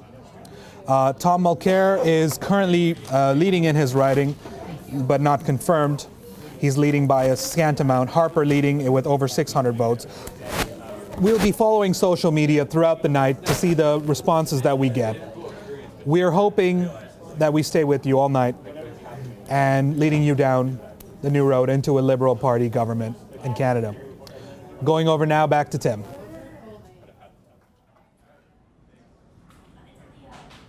Thank you for that update, Anas, for keeping us informed. And a little fact here in Etobicoke, Etobicoke North, Etobicoke Lakeshore, and Etobicoke Center, formerly like home to the Fords, famously conservative, our Liberals are leading in all those polls. So it's certainly looking like a gigantic shift in momentum this election. But we're going to continue on with our next topic and where the parties stand. And we're going to touch on the environment, something we talked about off the top, which is very important to a lot of Canadian voters and people watching at home. Shannon, why don't you take the lead and tell us a little bit about the environment and what kind of issue that's been so far this campaign? So Canadians believe that the government isn't doing enough about the environment, and the Conservative government, we're not doing enough. So Vote Compass, which is made by the CBC, was an online tool that the CBC used so that people could align where they wanted to vote. Right. And 80% of the people who did Vote Compass believe that the government does not do enough to eliminate greenhouse gases. So, and this is based on over 600,000 respondents. So that's a major number. Yeah, that's quite a bit of data. So now with the Liberals in power, Irvin, what do you think they plan to do about this? Well, Tim, I think the Liberals are planning on increasing the amount of money they put in green infrastructure. And Tim, what that means is that green infrastructure means building solar panels, building windmills. And they believe that by investing in green infrastructure, they're also in return creating jobs, because they're creating new jobs and creating new technology for green environment. The Liberal Party is also improving the carbon economy trust, and as Tom Mulcair always points out when he debates Harper and Trudeau, Trudeau also wants to attend the Paris Climate Conference this coming November, and it looks like he will, because the Liberals tend to be winning. And and I think, Tim, if you were asking Liberals towards the end of the campaign, I bet you they don't want to talk about it, because as you know, they ran a pretty well-oiled campaign until the very end, when one of the national co-chairs resigned because they found out that he was lobbying for a pipeline company that was planning on building pipelines in Quebec. So I think they suffered a lot towards the end, but not too much because of the results we're seeing now. Yeah, it's still, they were able to avoid that. It came at the 24th hour, exactly. Just after kind of Canadians' minds, had been made up. This is my voice, we've been talking a lot here. What's the platform for the NDP, and what were they kind of, I guess, talking for the environment? Definitely, they were pushing for a lot of new infrastructure, a lot of new plans around the environment, and NDP is known for high concern for the environment and wanting to bring a lot of regulation to what's already existing right now. And they wanted to actually reintroduce Jack Layton's Climate Change Accountability Act, and that was put in place in 2008. We'll see if the Liberal Party is interested in bringing this in, but it's a cap and trade program where, depending on the organization, how much greenhouse gases they emit, they would be given a cap of how much they can actually emit into the atmosphere, how much greenhouse gases they can use, and how much carbon they can emit. And once that cap is exceeded, they have to pay for the extra carbon, the extra emissions that they use. Do you think that the NDP actually did a good job conveying that to Canadians? You know what? I didn't hear a ton of information coming out from Mulcair about the environment and about a stress on that. I found a really large stress on healthcare, a really large stress on programming, and a really large stress on balancing a budget, but not so much about the environment, which may be why they've lost so many votes here. It's something that they've identified themselves as being really strong in. Jack Layton introduced this act, and since then it's been obviously repealed by the Conservative government, since they've been in a majority and they've been able to kind of do whatever they want. But seeing as Liberal is now in majority, we'll see what happens with that.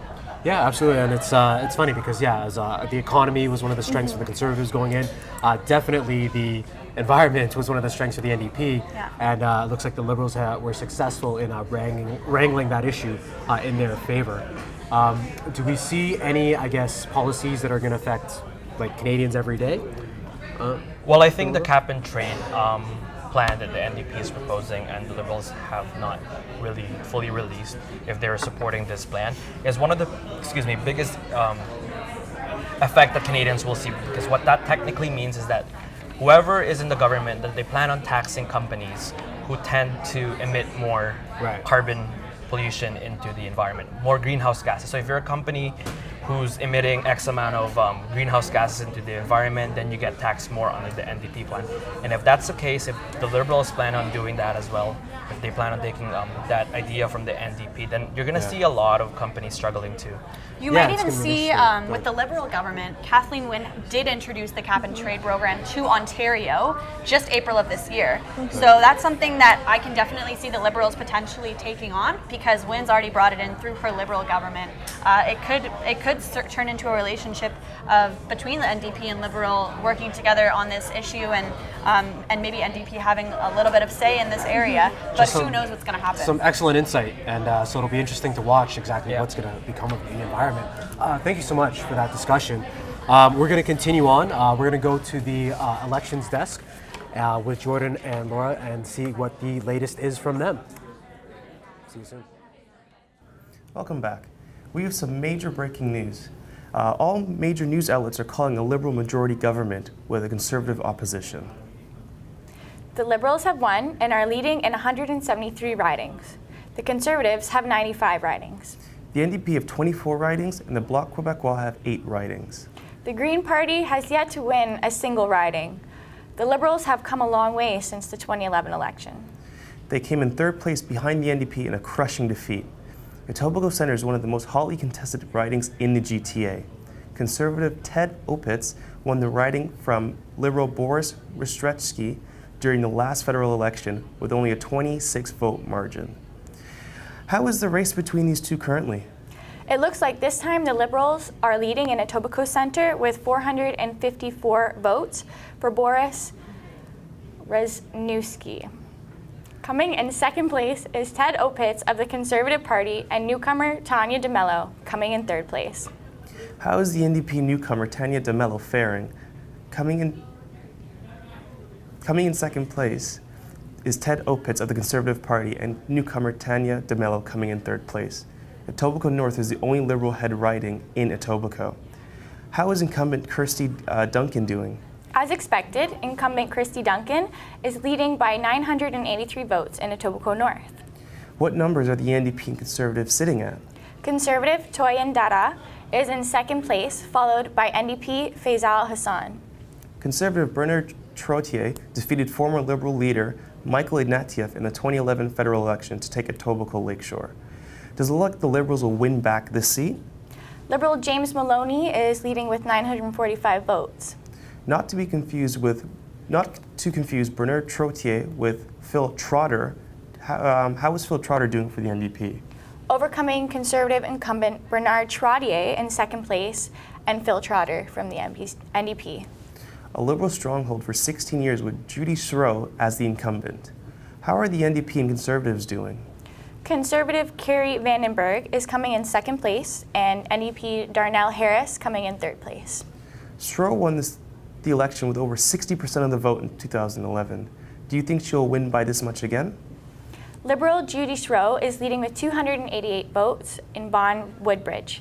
A former Toronto police chief and a Conservative cabinet minister, Julian Fantino, is hoping to retain his seat that he won during the federal by-election held in Vaughan Woodbridge in 2010.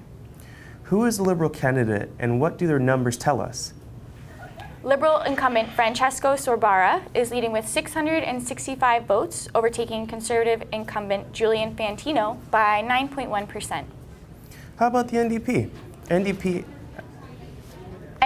Adriana Zishi is coming in 3rd place with 4.6 votes. We are going to now throw to Emily at the social media desk.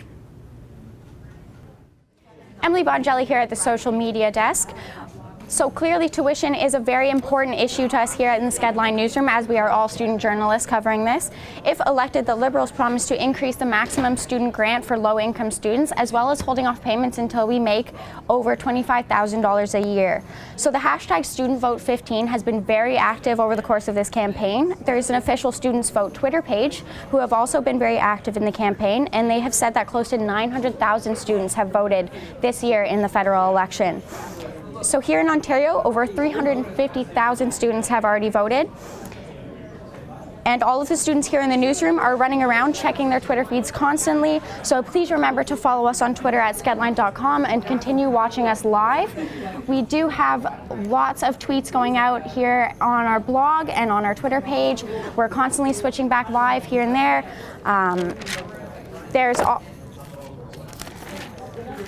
So we're noticing also that the youth demographics being very vocal online for their dislike for Stephen Harper. The hashtag Stop Harper has been very active throughout this 78-day campaign.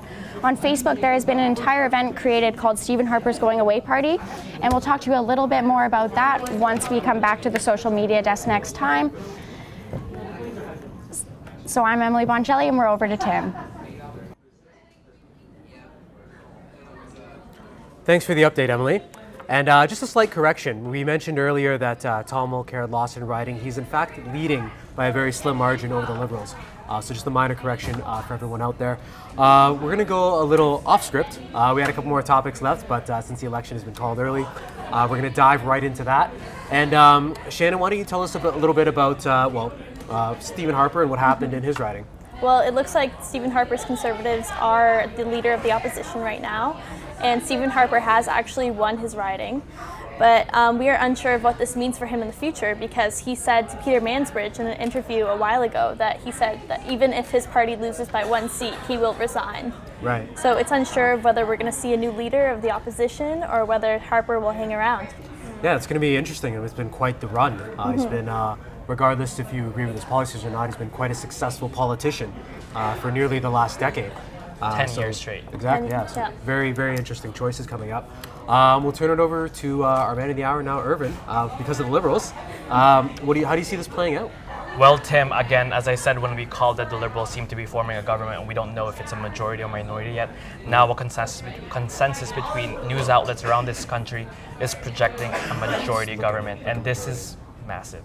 As a political junkie, this is like my World Series. So looking back, no one talked about a majority for either the party. When the New Democrats were leading, no one thought they were going to win a majority. When the Conservatives were leading with a few percentage points, no one talked about a majority government. When this election began on August 2nd, this was probably the most unlikeliest outcome. Exactly. Pollsters are looking at British Columbia, Canadians, waiting until the wee hours of the morning, perhaps, to see who will form government, but it does not look like that. And this is massive, again, coming from the third place party to forming a majority government. A straight 4-year mandate is what it means for Justin Trudeau. And how do you see this playing out with members in his cabinet, or where does the party go from here? Well, Tim, there's a potential list. They have a lot of star candidates that the Liberals are running, particularly in my home riding of Scarborough Southwest. They've got former police chief Bill Blair, who just won in that riding, and who knows what he will play in Trudeau's cabinet, maybe Attorney General, Defense Minister, who knows. But I've got a list of current candidates who seems to be winning. Right. Carolyn Bennett in Toronto St. Paul's was the Aboriginals Affairs critic for the Liberal Party, and if it looks like the Liberal will be winning the majority, it looks like she'll assume the status of minister. Two important names: Scott Bryson, MP in Nova Scotia. Okay. He currently won that seat in Nova Scotia, and he's the finance critic, so it looks like he will follow it to Jim Flaherty's footsteps in becoming Canada's future finance minister if the critics tend to hold that seat. And Mark Garneau, former astronaut and an MP in Quebec, if the Liberals hold this number, it looks like he'll become Canada's next foreign affairs minister. Astronaut to politician, eh? It's quite a leap. Exactly. He's taking foreign affairs to the next level, being an astronaut. Two last names: Chrystia Freeland, a big name in the Liberal Party. She looks to be the trade minister under Prime Minister Justin Trudeau. And John McKay, a veteran MP in Scarborough, looks to be the next environment minister of Canada. It's interesting that you mentioned Jim Flaherty, though, because it seems that his riding of Whitby, which has been Conservative for so long, has actually seemed to have fallen into the Liberals' hands now. That's one of the astonishing events of this night. You've got Jim Flaherty's old seat falling towards the Conservative, and you've got Olivia Chow, Jack Layton's widow, losing to Adam Vaughan in a downtown riding in Toronto. So those trends combined seem to be looking at why we called this election early for the Liberal government. And as of course Joanna can talk about Peggy Nash, who lost in her own riding of Parkdale High Park in Toronto. It's a huge upset. Peggy Nash would have definitely been a potential leader for the New Democratic Party, as Tom Mulcair seems to have a little bit crashed and burned in this election. He's gone from high rankings to basically getting wiped out by Liberal Party. And we've got, Peggy Nash was definitely a potential leader of the New Democratic Party moving into the next election and the next years of NDP trying to pick themselves up from here. But the incumbent Peggy Nash seems to be losing her riding. And we've also got potential leaders being Rachel Nolte, because she's the premier right now of Alberta, and that was a huge upset for Canada, as Alberta was a stronghold for the Conservative Party, and that was taken over by NDP just this year, May of this year. So she's a definite potential leader coming up in the next years as NDP tries to find their footing again. And not to be too presumptive, but I mean, you would have to think, given these results, there's not going to be many options for Mulcair after this party assesses this, if it turns out the way that it's looking right now. NDP has a long history of keeping their leaders, giving them second and third chances, but we just don't know how that's going to be for Mulcair this year. Exactly, and we saw the map of Toronto just behind us, and I don't know if the cameras could get to that, but imagine all these seats going to the Liberals. That's just simply massive. I think, I don't know if you can see it, Toronto Danforth is probably the only NDP seat that's being held here in Toronto by the NDP, and of course that was Jack Layton's. I think they actually tied with the NDP and the Liberals. It just goes to show how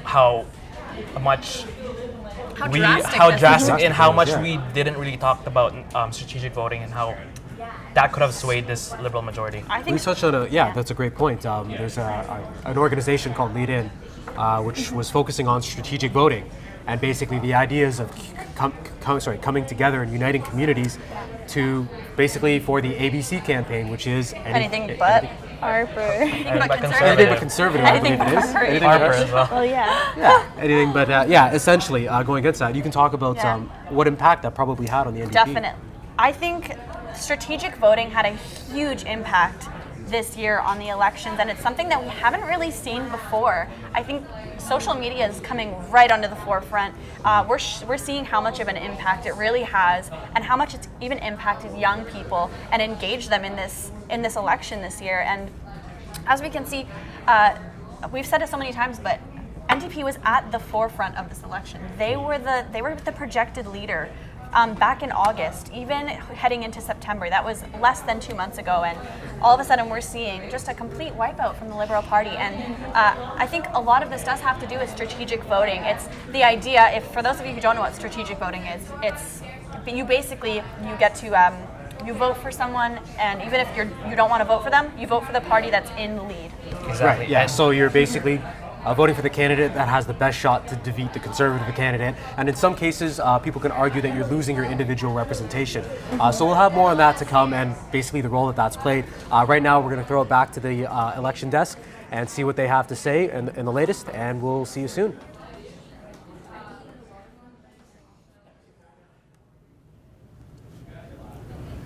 Thanks, Tim. News results from GTA ridings are in. The Liberals are still in a commanding lead with 181 seats. The Conservative government following with 102 ridings. The New Democratic Party following with 33 ridings. And the Bloc Québécois following with 10 ridings. And the Green Party has won their first seat. CBC and CTV are calling a Liberal win, but will not say whether it will be a minority or majority government. CTV and CP24 are also reporting that the Conservatives will be forming an official opposition once Parliament resumes. If the projections are correct, this will be the first Liberal government after 10 years of Conservative rule. Under Jack Layton's NDP, the party swept Quebec, winning 59 out of 75 seats in 2011. The Liberals picked up 7, and the Conservatives won 5 during the last federal election. There are 3 new ridings in Quebec. There are Mirabel, Brossard Street, Laurent, and Thurah-Essay de Blainville. As of right now, in the 78 ridings in Quebec, the Conservatives are leading in 23 ridings, the NDP in 7, and the Bloc in 9. But as in the rest of Canada, the Liberals are in a majority lead or are already elected in 56 ridings, having taken over all 3 new ridings. Considering the NDP did so well in Quebec last time, why do you think they're doing so poorly this time around?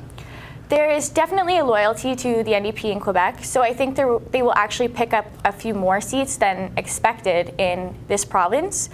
And I think Jack Layton really left a legacy when he was the leader of that. And Canadians are loyal. You know, they like familiarity, and they know who they want. So I think the NDP will always be strong in Quebec. Although I think the Orange Crush this year with poor campaigning, poor debating, poor marketing, all of that kind of depleted their chances for the overall election. And now over to Lauren at the Liberal Party. So we shortly just heard that Justin Trudeau won his riding of Papineau. The sentiment in here is obviously one of celebration and confidence. The crowd has exponentially inside the Grand Salon and outside, just in the lobby where they've opened up a buffet, and people have just completely come into the area. That there's also this wave of emotion that has hit the crowd in here tonight.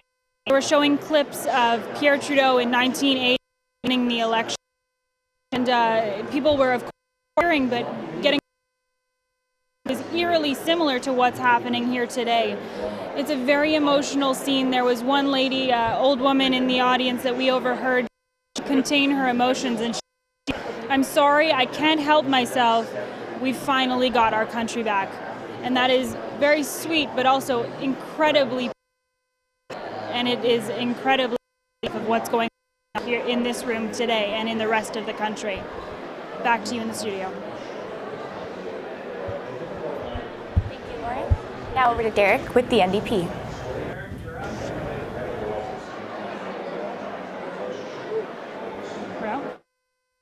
Rain reporting live from the Montreal Convention Center for skedline.com. Now, it's funny what a few wins can do for people. Earlier in the night, I mentioned that the NDP in this building were very quiet. The buzz was very low.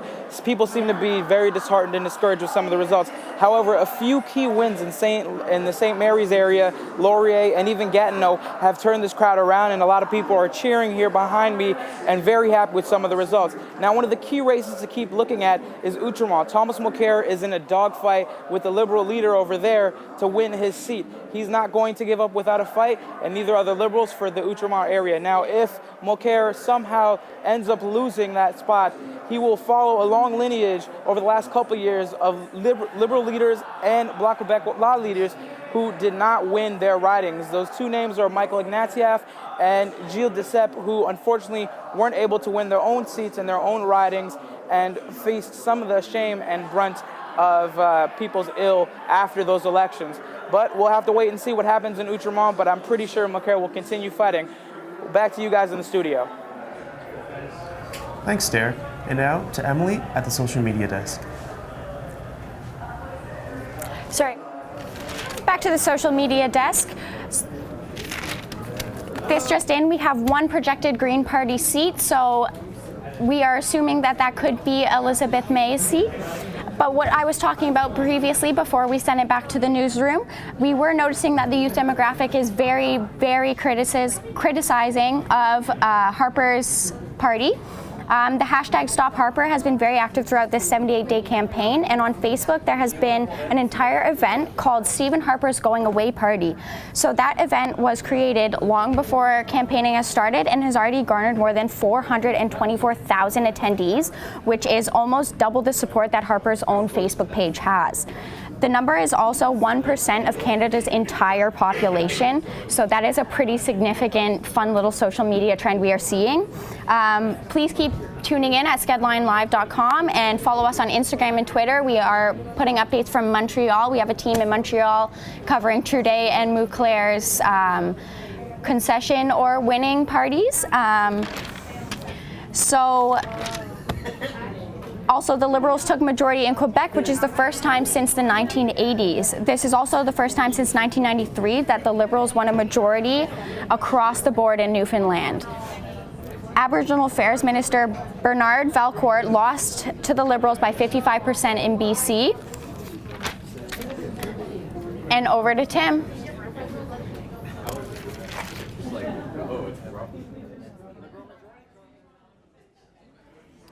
Thank you for that update, Emily. And of course, a big shout out once again to our team in Montreal, to Lauren and Derek. Thank you so much for the updates. Just a little bit of news, actually. We've received official word that the Liberals are going to be having a majority. So that means that Justin Trudeau is going to be the new Prime Minister of Canada. So we've alluded to this all night, just what a massive deal this is, how important this is for the country and its history. Irvin, what can you tell us? I guess you're the man of the hour with the Liberals. Well, I guess now that the Liberal Party leader, Justin Trudeau, will become Prime Minister, he's going to start to reenact one of the key flanks that made his campaign very, very attractive to Canadian voters, and that's, of course, his Real Change plan. And one of the plans that includes childcare. He would, as a leader of the Liberal Party, he announced that he would be scrapping the Conservative universal childcare benefit implemented by the Conservatives. And he would replace that with the Canada Child Benefit, CCB, the short form for that. And what that means is that instead of giving more money to those who are wealthy, he plans on using that money and giving more to those who are not. And it's going to be based on income. So an example, a family earning $45,000 a year with 2 kids under 18 will receive $820.83 a month. Okay. That's massive for families. Right. And of course, the argument with that and why that's so much is because they didn't have the same plan as the NDP had, which is the $15 a day childcare, which is a massive platform by the NDP. Right. And one of the reasons he's arguing is that instead of having such a massive federal subsidized plan, he wants to give more money to parents so that they have more money to spend it on whatever. And if it's childcare, be childcare. If it's more money to enroll your kids into piano lessons, that's the argument of the Liberal Party. And it looks like as Justin Trudeau will become the next Prime Minister, you're looking at plans like that. And yeah, it's going to be interesting to see how that plays out. Exactly, and hopefully as they don't need necessarily the support of both the NDP and the Conservative, I hope that the Liberal Party look on the ideas that the NDP and the Conservatives had, because as you know, all parties had pretty good ideas in how they plan on improving childcare. I think we've touched on a lot of that in the dichotomy of each person's plans and how different they are. I guess something a little different. I mean, the NDP is going to have a ton of questions, but where do you see the Conservatives heading from here, Shannon, with now with a Liberal majority? Sorry, like where for healthcare? Where do you see them living? Where do you see the Conservative Party going? Well, obviously with Stephen Harper, unsure. He said, like I said to Peter Bainbridge, that he would give up his seat if he lost even a vote. And with the Liberal majority, it seems like he will be doing that if he stays up to his word. Yeah. But it's unsure if there are any projected Conservative leaders, because no one saw this massive. No one. Yeah.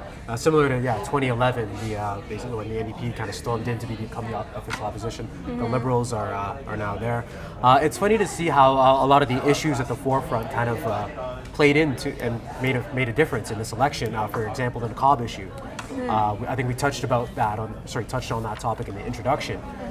I think that's one of the turning points for the Mulcair campaign, which is the Niqab issue. And of course, I think Joanna can further explain to us what that means for Thomas Mulcair, because once Thomas Mulcair doubled down on somewhat agreeing with Stephen Harper saying no woman should be told what to wear, you kind of saw his numbers slide down. And it looks like he's losing Quebec, and Niqab was a big issue in Quebec during their provincial election.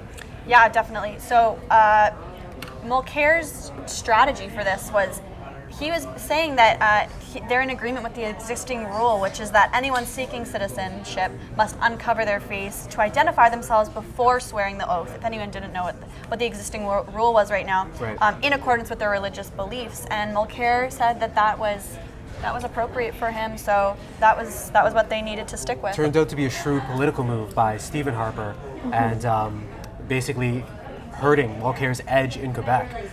People made a big deal out of it and what it meant and his policies, but it turned out to be just a shrewd political move to hurt the NDP.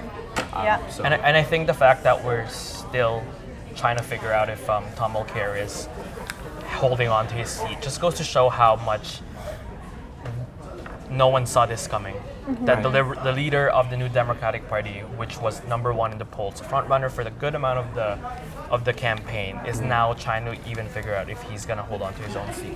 I think that just summarizes this whole election. Just how up and down it's been. Another issue that we talked about off the top was pharmacare, and actually kind of like how a national debate is now being spurned for a national pharmaceutical plan, because a poll was done recently, and it said that 1 in 5 Canadians who have prescriptions stop taking those prescriptions because they can't afford them. What can you guys tell us about that? Well, one of the few events that the new Prime Minister would have faced upon winning was the new healthcare accord that all the provinces in this country needs to sign. It's basically to renew or not to renew. That's just a nutshell of what that whole accord means. It's just a nutshell of whether the provinces want to renew the current status quo or improve it. And the Liberals are actually promising a new health care accord while having prescription drug lowered and focusing on mental health. I think mental health is one of those issues that was not talked about this campaign. Definitely not a lot of coverage. But certainly the Liberal plan on healthcare includes lowering the price of prescription drugs and improving the state, making mental health more accessible for Canadians. And again, signing a new health accord with all the provinces of the country, because as you know, as Canadians, one of the things that we value is our single-payer healthcare system. Right. And I think the Liberals, now winning, plans on renewing that accord with the provinces. Right, yeah.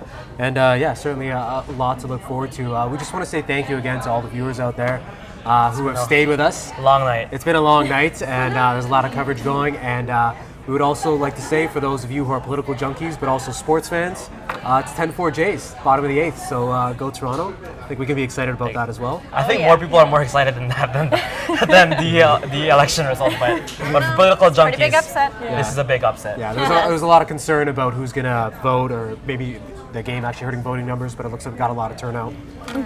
And so, yeah, it's good to see, and we're going to have more breakdown of the Liberals and what that majority government is going to mean. So right now, we're going to take it away. We're going to throw it to the election desk, and we're going to see what Jordan and Laura have to say, and also head back out to Montreal. So we'll talk to you shortly. Welcome back. All major news outlets project that Justin Trudeau will be Canada's 23rd Prime Minister. The Liberals are projected to form a majority government, winning or leading 187 ridings. 170 seats or more are needed to form a majority government. The Conservative Party will form the official opposition with 105 seats currently. The NDP is projected to win 35 seats. The Bloc Québécois has 10 seats. The Green Party has 1 seat. Party leaders are expected to deliver speeches later tonight. So far, Manitoba voting Conservative, except for ridings in Winnipeg ridings, which are mainly coming in as Liberal. The outskirts of Saskatchewan is looking Conservative blue for the most part. Once again in Saskatchewan, Regina, Wisconsin has voted Liberal, and the rest of the ridings in the province have stuck to a Conservative vote, just like previous years. The province of Alberta has been a Conservative stronghold for many past elections. During the last federal campaign, the Conservatives only conceded 1 seat to the Liberals, winning 27 out of 28 ridings. With the new boundaries, the province has 6 new ridings, including Banff, Airdrie, and the South and Fort McMurray Cold Lake to the north. We are waiting on results from the West Coast and hope to have them to you later. That's all from us here at the studio for now. Be sure to stick around on skedline.com for more updates throughout the night. I'm Jordan Muir. And I'm Laura O'Callaghan. And now we go over to Emily at the media desk. Emily? So this is our last hit on the social media desk for our overall coverage. We will be coming back every now and again with live updates, so please keep staying tuned. This election actually has an astonishing amount of similarities to our 1993 federal election. That year, there was a 9-year Tory lead before the Liberals were elected. The dollar was at an all-time low. There was a Clinton-Bush election going on, which we're now seeing a Hillary Clinton run for the Democratic representative for the American 2016 election. In 1993, that was actually the last time the Blue Jays were in the World Series, and right now we're 11-4 at the bottom of the 8th inning. So far, Trudeau has 122 elected seats thus far, while the Conservatives have 66 elected seats, and the NDP is falling behind with 12. We are currently going through our tweets. Keep following us at Skedline on Twitter, on Instagram, as well as our live feed. We are tweeting lots of pictures from our Montreal coverage. Please keep following that. We have a few very good, talented student journalists there covering Trudeau, Mouclair, all of the ridings down there. We also have a couple of students out in our Etobicoke, Toronto ridings covering the craziness of the election season. So please keep staying tuned with us while we take you through the election night. So we are seeing a very, very high Liberal support here. Every Lots of the ridings are actually going red as we speak, going back and forth from red to orange to blue. It's all crazy here in the newsroom. We're running around like animals, essentially. But the student vote is actually higher than we have seen in a federal election in Canada. So it's very different from any election we have seen before, where the students are not very engaged. This year, somehow we managed to get out there and vote. So we are very proud of that. And I am Emily Bongelli with skedline.com here at the social media desk. Please keep following. We will be back to the social media desk with live updates every now and again throughout the night while we have updates coming in. Over to Tim.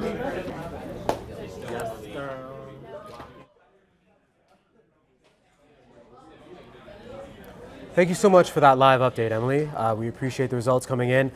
Just to reiterate, it's going to be a Liberal majority government. Justin Trudeau is now going to be our 23rd Prime Minister. We want to thank you so much. We're going to be wrapping up on the panel shortly, but before we're going to touch on a little topics, and you had some interesting information about the NDP and just kind of what's happened. Yeah, absolutely. Yeah. So Peggy Nash has lost her riding, and she was projected to be a big leader coming up potentially in the next election, replacing Tom Mulcair. She was an option, but she has lost her riding to Arif Virani of the Liberal Party. So that is out of the question now.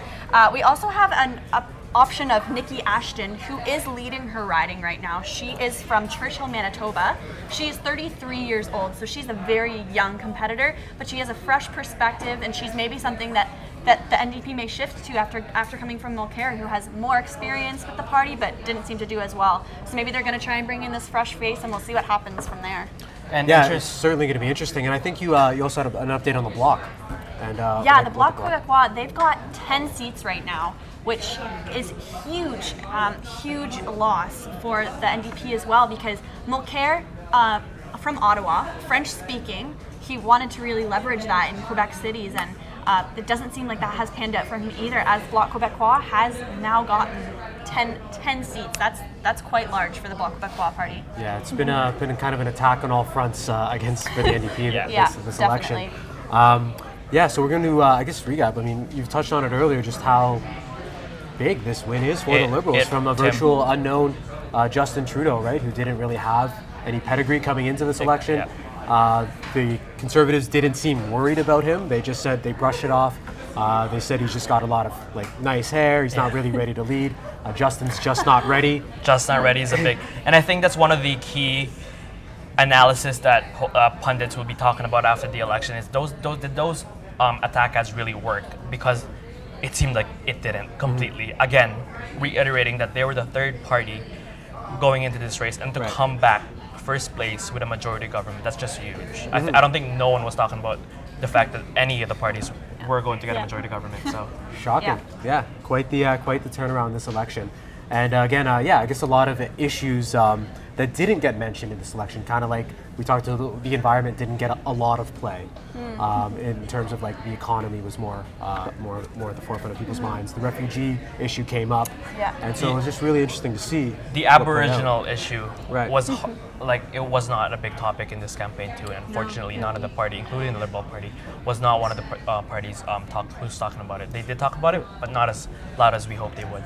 And so it's going to be fascinating to see what happens next for Canada. So we want to just say thank you to all the viewers out there who have joined us to witness this moment in history and what it means for our country going forward. I'd like to thank my expert panel, who's been great all night. Thank you. It's been fun. It's been a long night. Thanks, Tim. Thanks for putting up with me. Appreciate it. And for more coverage, please check out skedline.com, because our coverage is not ending here. We're going to be live blogging all the way up until Trudeau speaks, and our correspondents in Montreal are actually going to bring you that speech right here. So for any political junkies or people who are interested, stay tuned. We're not going away. That's going to be it for us here. So again, we'd just like to say thank you very much for your support, and we hope that you learned something from this debate. Hopefully, that's the aim. That's the aim. And we'll see you next time around. So for all of us here at Skedline, my name's Tim Paul. Thanks to the production team and the crew out in Montreal.